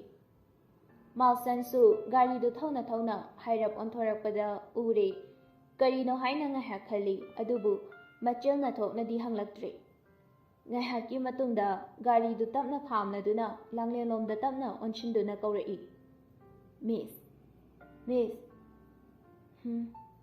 Yaure. Malsan handakte langlengi pambom jaga aduwaida pairaga hairap nomi aduga Miss tabro Miss Langlen ikhang na ha Malsan na yaure Langlen makoktu fat onduna mapaugi drishadu hairap yengi nongdu pangkan banatrabasu adum ichota chotlari adubu yumdi changdaba yadabanina sordu amuktang kangthoklaga gari gi thongdu hangge haina taurambadagi kainoma ningsinglakpagi mawongda mamaidu amu mangsalomda onsinduna sir changukhise Malsana Miss iharanida kona changjarage nasigidi thenge misu changbiro Loiraduna mama macha anidu puna mayam leiriba adomda laktuna moisu chakap amamam paiduna thaknari Malsan chadu sip amatang chingaga mamaidu suktoaga machanupida yenglai Elisu yenkhalakpaga mapa chana thokre nokninguraba male pen khai nokthorei Mem chana Tombia khatkreda nongalakpasida nangbu karamna ngangnarasige Asuk yang nangadamba wapasibu nasuna manabisingna macha loina leinakhre nangna sida khattana angang pitru shadana Elisu mamagi wadu ikaidana tuminaga leibadi hairanu magi ngamjabi mongda khumai khubakadu khujindana is hare nachanu pasidi khumithoe aidi namonda bu yepiramoi ichau chaukhai mamai matungda suru hek inaratana Mem chana hey nayam baidi kuidrene nang tangaire nangumba sitabina te koi chase Elisna ai suna chani kaino laujage ngaktani wadu khara lusina amu ngai khone akhoi da se nupiga fangaroi doi jalo sungfang mayamdu Elis lomda punna yengai Elisna tumbadi onthok nungaina monda amada tumjabane aduga nungalakpada mutka loi haudatle Get hangbai makoldu mayamdu punna yengthorei Malsana noina mana bisingdo natro onthokna ngana chaka chana doiro college ka chatabida Elisna as aidi kamai tawne pungkaw kawi asi hairaga makutu marai bakta sujinjai mem chana ichasa onthokna ngana laida chango nupi macha ahumdu ingangakna moli changai aduga leptuna lei Elisna as aidiba noi hum saunu ko aido I kamandana haidorak pakawri akhoi dada se nupi chelaktre Malsan su machan gi wadu ingangak na yengkhalai aduga aidiba masi angangse saujinaraduna fuk hawalaga chekre sana halna ise bema noi su phamune ngasage leptuna leirene sum nabungsu ikhaira male namana bisna marona mamangau thibane Asumna numitu Elis mamana bishingduga langduna leithoi Asumna matam kobi madi sum haujinki 12 exam su loikre bishakna matam khara ngaithok ngaisin tawbagi hainari adubu waroi poti puthoksi haiduna yanari Korau masagi mathauga khara chinbaga imungi mina waga haibidabaga pawa mata ifa faunade Langlensu phone toina tawrakpasu tawrakhidre Korau kaisu thoidok pakhansiludana masagi thabakta maikana onsili ꯂꯥꯡꯂꯦꯟꯁꯨ ꯏꯀꯥꯏ ꯅꯨꯡꯁꯤ ꯌꯥꯅꯅ ꯋꯥꯔꯣꯏꯄꯣꯠꯀꯤ ꯅꯨꯃꯤꯠꯇꯨ ꯄꯨꯛꯅꯤꯡ ꯇꯅꯤꯛ ꯇꯅꯤꯛꯅ ꯉꯥꯏꯖꯔꯤ꯫ ꯊꯥꯗꯣꯏ ꯐꯣꯟꯗ ꯑꯣꯟꯁꯤꯟꯗꯨꯅ ꯋꯥꯔꯤ ꯀꯟꯅ ꯁꯥꯔꯤ꯫ ꯂꯣꯏꯔꯗꯨꯅ ꯍꯪꯒꯥꯝꯃꯟꯗꯨꯅ ꯂꯩꯔꯤꯕ ꯃꯆꯥꯅꯨꯄꯤꯗ ꯑꯣꯟꯁꯤꯜꯂꯒ ꯕꯦꯝꯃ, ꯇꯥꯏꯌꯦ ꯃꯃꯥ, ꯀꯩ ꯍꯥꯏꯔꯛꯏꯅꯣ? ꯅꯅꯝꯃꯒꯤ ꯋꯥꯔꯣꯏꯄꯣꯠ ꯃꯇꯝ ꯂꯦꯞꯄ ꯃꯥꯜꯂꯦꯅꯦ, ꯑꯗꯨꯒꯤꯅꯤ꯫ ꯐꯔꯦ, ꯅꯪꯁꯨ ꯏꯟꯖꯥꯡꯗꯣ ꯊꯣꯡꯗꯣꯛꯑꯣ, ꯏꯃꯥꯁꯨ ꯆꯦ ꯌꯦꯡꯗꯧꯕ ꯈꯔ ꯂꯩ, ꯑꯗꯨ ꯑꯃꯨꯛꯇ ꯂꯣꯏꯁꯤꯜꯂꯨꯒꯦ, ꯑꯗꯨꯒ ꯍꯣꯔꯦꯟ ꯏꯃꯥꯅ ꯁ꯭ꯀꯨꯜ ꯆꯠꯄꯗ ꯅꯪꯁꯨ ꯅꯅꯝꯃ ꯍꯣꯏꯗ ꯊꯤꯟꯕꯤꯔꯝꯃꯒꯦꯀꯣ꯫ ꯍꯣꯏ꯫ ꯊꯣꯏ ꯆꯥꯛꯈꯨꯝꯂꯣꯝꯗ ꯆꯪꯗꯨꯅ ꯆꯥꯛ ꯏꯁꯤꯡ ꯍꯣꯠꯅꯗꯨꯅ ꯂꯩꯔꯤꯉꯩ ꯐꯣꯟ ꯂꯥꯛꯄꯒꯤ ꯃꯈꯣꯜꯗ ꯃꯈ꯭ꯋꯥꯡꯗꯩ ꯐꯣꯟꯗꯨ ꯂꯧꯊꯣꯛꯇꯨꯅ ꯄꯥꯏꯈꯠꯂꯤ꯫ ꯗꯗꯥ, ꯍꯥꯎ, ꯀꯩꯗꯧꯔꯤꯒꯦ ꯅꯪꯕꯣ? ꯆꯥꯛ ꯊꯣꯡꯉꯤ꯫ ꯑꯣ, ꯀꯩ ꯌꯦꯟꯖꯥꯡ ꯊꯣꯡꯉꯕ? ꯍꯪꯒꯥꯝ ꯊꯣꯡꯁꯤꯔꯥꯅ꯫ ꯊꯣꯡꯉꯣ ꯊꯣꯡꯉꯣ, ꯍꯥꯎꯕꯅꯦ, ꯃꯇꯝꯒ ꯑꯣꯏꯁꯤꯜꯂꯛꯄꯒ꯫ ꯑꯗꯣ ꯗꯗꯥꯗꯤ ꯀꯩꯗꯧꯔꯝꯃꯤꯅꯣ? ꯍꯧꯒꯠꯇ꯭ꯔꯤꯗ, ꯐꯃꯨꯡꯗ ꯂꯩ꯫ ꯑꯦ, ꯍꯣꯁꯄꯤꯇꯥꯜꯗꯤ ꯆꯠꯂꯔꯣꯏꯗ꯭ꯔꯣ? ꯉꯁꯤꯗꯤ ꯑꯣꯐ ꯂꯩꯔꯦ꯫ ꯋꯥꯔꯤꯗꯨ ꯁꯥꯟꯅ ꯁꯥꯟꯅꯅ ꯎꯌꯥꯟ ꯑꯄꯤꯛꯄ ꯑꯗꯨꯗ ꯏꯁꯤꯡ ꯈꯔ ꯍꯩꯖꯤꯟꯗꯨꯅ ꯃꯍꯤꯗꯨ ꯁꯥꯍꯜꯂꯤ꯫ ꯀꯩꯅꯣꯝ ꯍꯥꯏꯕꯤꯌꯨꯔꯥ? ꯍꯥꯏꯔꯛꯎꯅꯦ, ꯇꯥꯗꯣꯏꯉꯩ ꯉꯥꯏꯔꯤ꯫ ꯑꯗꯨꯕꯨꯔꯣ, ꯑꯩꯈꯣꯏ ꯏꯅꯝꯃꯒꯤ ꯋꯥꯔꯣꯏꯄꯣꯠꯇꯤ ꯄꯨꯗꯧꯔ ꯃꯥꯜꯂꯦ꯫ ꯑꯦ, ꯀꯩ ꯅꯨꯃꯤꯠꯇ? ꯀꯅꯥꯒ? ꯈꯪꯗꯦꯗ, ꯃꯃꯥꯅ ꯍꯥꯏꯕꯅꯤ, ꯉꯁꯤ ꯑꯩ ꯆꯠꯇꯣꯏꯅꯤ꯫ ꯑꯣ, ꯐꯖꯅ ꯆꯠꯂꯨ, ꯃꯗꯨꯏ ꯄꯤꯛꯇ꯭ꯔꯨꯗꯣ ꯑꯩꯉꯣꯟꯗꯒ ꯋꯥ ꯑꯝꯇ ꯍꯥꯏꯗꯦꯅꯦ꯫ ꯐꯔꯦꯁꯦ, ꯅꯪꯁꯨ ꯐꯖꯅ ꯊꯣꯡꯖꯔꯣ, ꯑꯩꯁꯨ ꯍꯧꯒꯠꯅꯕ ꯇꯧꯒꯦ, ꯏꯃꯥꯟꯅꯕ ꯍꯣꯏꯗꯁꯨ ꯆꯠꯇꯣꯏ ꯂꯩꯕ꯫ ꯍꯣꯏ꯫ ꯐꯣꯟꯗꯨ ꯊꯝꯈ꯭ꯔꯦ, ꯆꯥꯛ ꯏꯁꯤꯡ ꯂꯣꯏꯁꯤꯟꯗꯨꯅ ꯃꯃꯥ ꯃꯆꯥꯗꯨ ꯆꯥꯊꯣꯛꯃꯤꯟꯅꯩ꯫ ꯆꯥꯛ ꯆꯥꯅ ꯊꯥꯗꯣꯏꯅ, ꯕꯦꯝꯃ, ꯃꯤꯒꯤ ꯃꯌꯨꯝꯗ ꯅꯪꯒꯤ ꯇꯨꯃꯤꯟ ꯂꯩꯕꯗꯣ ꯇꯧꯅꯨꯀꯣ, ꯃꯤꯅ ꯅꯨꯡꯉꯥꯏꯍꯜꯂꯨ꯫ ꯍꯣꯏ, ꯑꯗꯣ ꯏꯃꯥ, ꯀꯩ ꯂꯝꯗꯩ ꯅꯨꯄꯥꯅꯣ?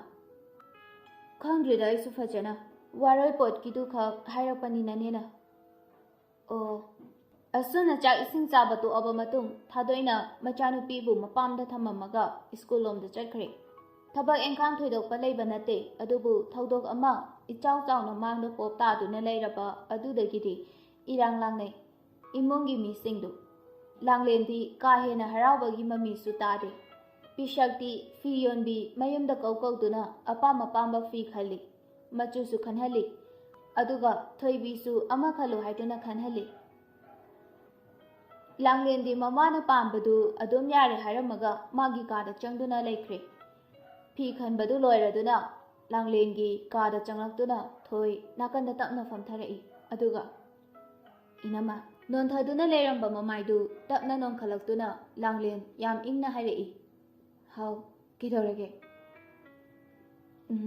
ꯀꯩꯁꯨ ꯇꯧꯗꯦ, ꯑꯗꯣ ꯂꯨꯍꯣꯡꯕꯁꯦ ꯏꯅꯝꯃ ꯄꯥꯝꯗꯕ꯭ꯔꯥ? ꯀꯩꯗꯧꯔꯒꯦ ꯅꯪꯕꯣ? ꯀꯩꯁꯨ ꯇꯧꯗꯦꯗ, ꯁꯨꯝ ꯍꯪꯕꯅꯦ, ꯏꯅꯝꯃꯗꯤ ꯍꯔꯥꯎꯕꯁꯨ ꯃꯥꯟꯗꯦ, ꯑꯗꯨꯗ꯫ ꯂꯥꯡꯂꯦꯟ ꯅꯣꯛꯃꯤ ꯇꯧꯔꯒ, ꯄꯥꯝꯃꯤ, ꯌꯥꯝ ꯄꯥꯝꯃꯤꯗ, ꯑꯗꯨꯒ ꯍꯔꯥꯎꯗ꯭ꯔꯤ ꯀꯩꯒꯤ?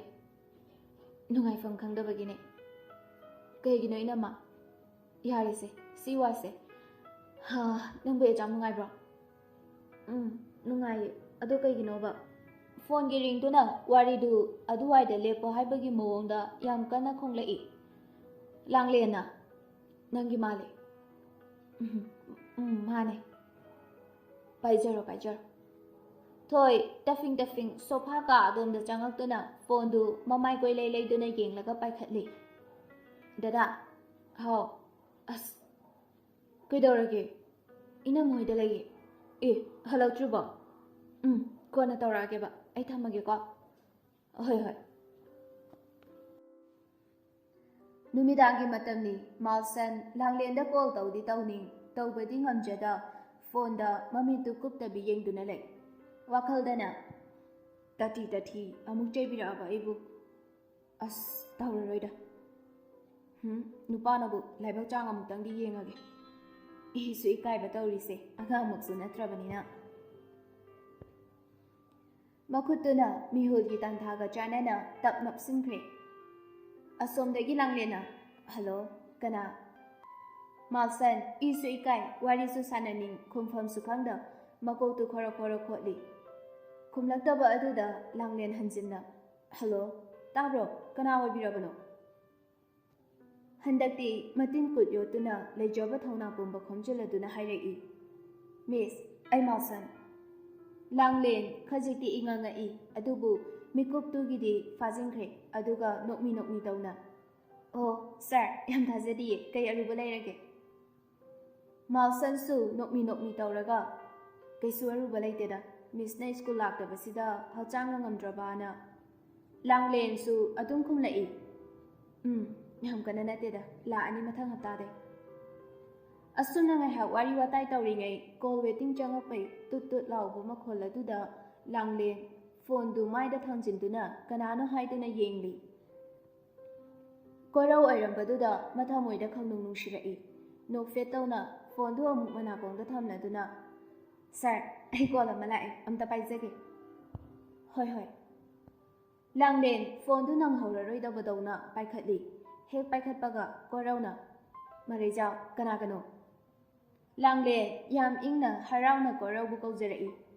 Korau. Aduk ingna khumlakpaduda korau inga ngai. Matam chuppada sau-sauta lauraga leibasida haiduna. Kedorage. Kaisum tawdiye. Haru'o. Mina kaisum tawde hairaga. Aisa kanano. Nangna sum koiraga leiduba. Ko haiba yadraba. Langlen mabuk ningdo khangnung nungsirai aduna hik kapthorai aduga korau nang fatana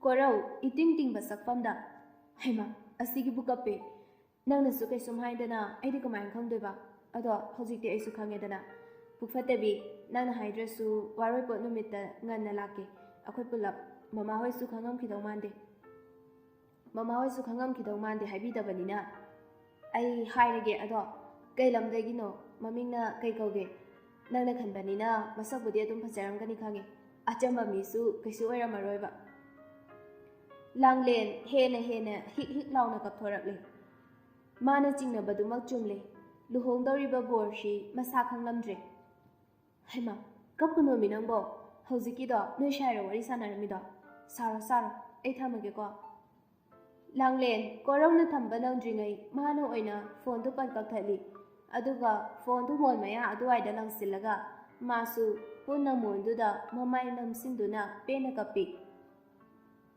hol da kuina leiramaba Malson hol lauthokpaduda wa ngange tawjarambadagi yamna kanna kap khalakpaduda ingakna lei kawi hanjan tadre phone du manakta leirabasu fana kuina tarambadagi phone du kaklaga amuk hanna tawsili korau du sauna famlambadagi fuk hagatuna kaino bai ma hoina tawdirise Sakhi machagi matawduda ingangakna hima kidoragi achouba nangbo adu fingidubo korauna marup mapangse amata tinaba yadrene khara lisanara adi tinariba singse jura sentokna braba Sakhina Karino nangbo khangni jane haibadaine Korauna haima khangnei kidoragi ima hoisu loina khangnei dudi Sakhina adunani noishu matam hendokna dringaida mafam su khangnaba haidana ima hoina Korauna ise ima khangna jana bhaisidi mi khudingmakne adu wakhal fanaradi nupi nupa karamna marup sanagane matangi chadana mi amani kaina lamjingbadu wangangnai Kaino tamocho nahan tanatro khangna balai akoina khangba mi ni kainaga yam hairambadu Korauna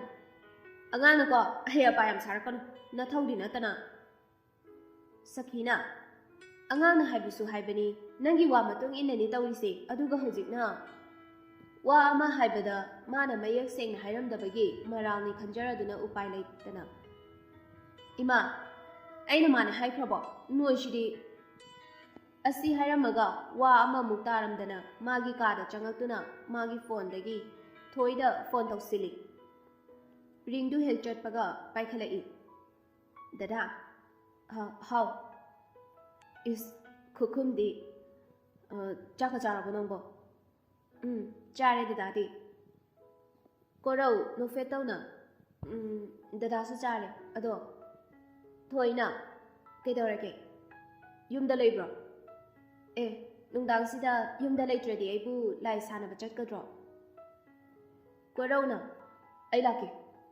Thôi ingang ngak na. Kaidaurage. Korau mong iha hadana. Lawba laage asi jelase. Thôi makhol khitang thokna no aga. Asengkira ai ngai ne la. Korau na. Abema. Thôi na. Taya dada. Paginati. Pakte ko. Yam ware ai. Ado maram didi haibe yaidana. Maram haibu ai hanu daure. Hayengsu ai ina mohoida chatoini tummage. Ngai kuo. Ngai sti kaino hairu. Langlendo luhongba masana yabra. Yabai natro luhongna pataurise. Korau kaibu khalurabano yam thuna kauri. Abema. Kaino tapna ko bahitro angao faidawna. Kainon hange. Kaino koko hairu. Langlendo Chiliro hainairo nang khangbra. Hainaba male cheladi ai khangni kaino. Korau mamabu yam waraurakle. Magi oiba wa amatasu hanglamdabaduda Langlenbusu mafam marang khangdana pangsauda sauninglakley. Adubu madu pumba fatharaduna tapna kaurai. Abema taye dada kaino momu kese chapidubo. Kesu tawdese nangsu tumtho dadasu kai kaino khita yenge. Thammage ko good night. Korau Langlenda phone do amuk tawi yam kuina sanai waridu. Phone du thamlaba matung mamagi manakta changduna luhongbadu waroi ko numita hongsi haiduna kana tai. Asomdasu Langlena masagi luhongba yaisinaba kana tai. Mama ani mapa ani du macha ani gi sarai duda khangba ngamdraduna wari sanaraga luhongnaba oina hotnakhre. Imung ani du irang langle harau tayambanasu pikthali machanupi naitong pokpigi karimata watanaba kana mama mapa ani changduna hotnari. Korausu mayumda monda amada semsili. Amusu ngaihaka khali. Akhoi abemadi hwaidam pambade. Masana na aigi kasimadi angauba rang tharage. Langlensu wakhalda khali. Dhajoba nangna aigi punsibu mare mahau tho anbane. Nangi seba punsigi matongno na tawba fangjage ko. Irang langnana hayeng tangaire luhongba haibadu. No mawatli ngaidadi thoidu thadoiga punna lai. Chak ising to aduna pamungda hipna wari sari. Thoina inama thawai nuai tabra. Langlena khara nangde. Wadu haidok luraga Langlen thoida mamaida fatyeng lai. Thoi kaisu khandana. Aisu nuaite inama chakrani khanbada. Langlen wangangde mamitu pina pikthaladuna yengli. Thoina inama kapkanu wafatiye. Inama na wanabane adu sharu tumthoase. Tumadabane. Nangsu haiba inbi oiro ko. Asumna numitu haujingkhre mathangi ayukni mayamdu irang langne koichen su chene. Fam thaba chathande thoidu kundo lengba oina yawhali. Haurakpada mana lenglamlaga aroibadu Langlena ma ware thoida lengo haiduna pirami. Thoisu kundodu haiboi haitaboi lengkhre. Asumna ayukki thauramdusu mawong tana fajana loisingkhre.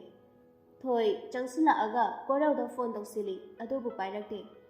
Halna amuk tawi adusu pairakte. Phone khonglakpa makhol tabada aduwaida sanaramba angangna changshinduna paikhalai. Aduga hello Thoina dada nupa machaduna dada natiye nanau machani. Thoi khitang nuaga hoi nanau macha phone mapu kakadudi. Nupa machaduna kaka bordura magi nupi lawba chatnaba loshiliye. Thoi khangpre khangi mihulgi khonjeldu yangsilai. Tanjaduda nupa mayumdai donsu yaiba horai. Thoi kaungang batakhidre. Chap yungna leptuna laikre. Angangduna hello tadabaduda phone du thamamaga chatkhre angangdu. Nupa macha ama changaltuna phone du ta pairaduna magi furik khawduda hapchingkhre. Aduga borgi manakta laaduna fami.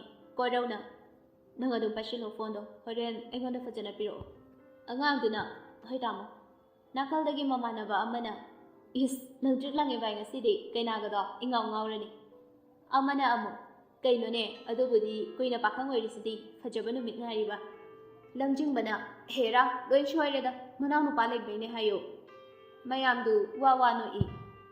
Phone du di kaktabanina sanariba wari du loina tai. Mamit ani dudagi pi marik jenthara I. Atat akham leitana. Ngayhaki mamangda noklamba minoktu mangkhre. Hutuna thirabasu fangaroi mikuptugiri. Adu thamoi shokpani mikuptudi. Kaino ingonda nungdamba mana unshitangka khudingda otlisibo. Ai yam wai. Kaigino aina kai lankrage. Hanjin aibu sanabiri kaigino. Ai hingningdre. Ai yam wari.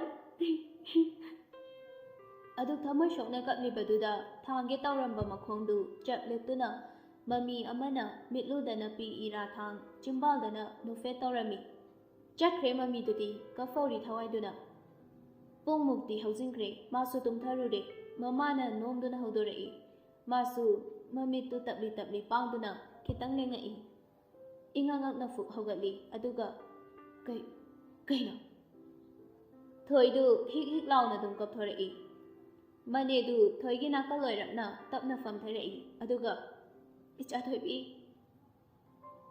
potloi selamdai mangkhai kaina oibidu hairubani borduna magi ijatadi kanbiyu haina icham chamba khonthokta haijabani pisakna thoibu koraugi ijat oibiyu haina karibu khumliba nupi machaduna loikhre sumna luhongbadu mapung fana harau mayam loina hankhre Kapli hojiksu mama oibi anidu sauri mapapi baduna thoi mingsel mamangda famduna lik khuji kanna lothoi mingsel bamida ure korau tungda leptuna leibado adubu hanna yenglakte saubagi sakfam su tade nungai tabagi su pendabagi su onthok haina bulotkhre nupi machadu mamai machaduda mami amata tahandana loiraduna kangkhaldu sasa thajilli aduga leptuna leiriba nupaduda kirup yenglai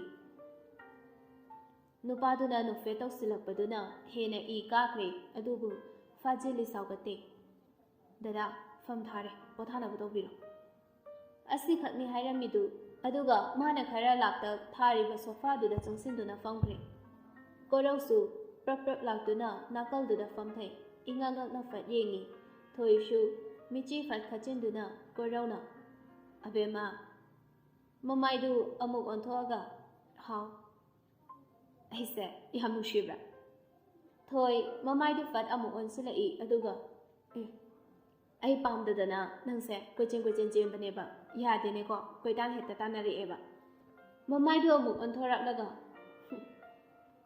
korona is adum yengjawi bema ikai bisanarano aise nanginena mayam loina khangnarabane namaido amuk leithok leisin sanarano Thoi mamaidu onthoktuna tarake tauriba pirangdu thingatnaba kana hotnajari adubu piyamduna ngamkhraba male yadi paldu ningkhaiduna mamaida tharo chentharei koraudi maduga ubiba nate haifet lona yengjari phone gi ringdu koraugi pocket tagi phone du longthoktuna wari sakhre loiraduna mamaidu thoida fajana onsilaga makuttu tapna pairai thoi kashum hairakte korauna Abema, somasalo ase, kidorage nangbo. Hayo, dari. Nang dadabu sumtha thajadro. Nangi damakne, aina asisu hingliba. Nang yaudaba igi punshina kayambu mapung fadoino. Khomde, tumina dum laishili. Magi oiba mot bibide nupi machado.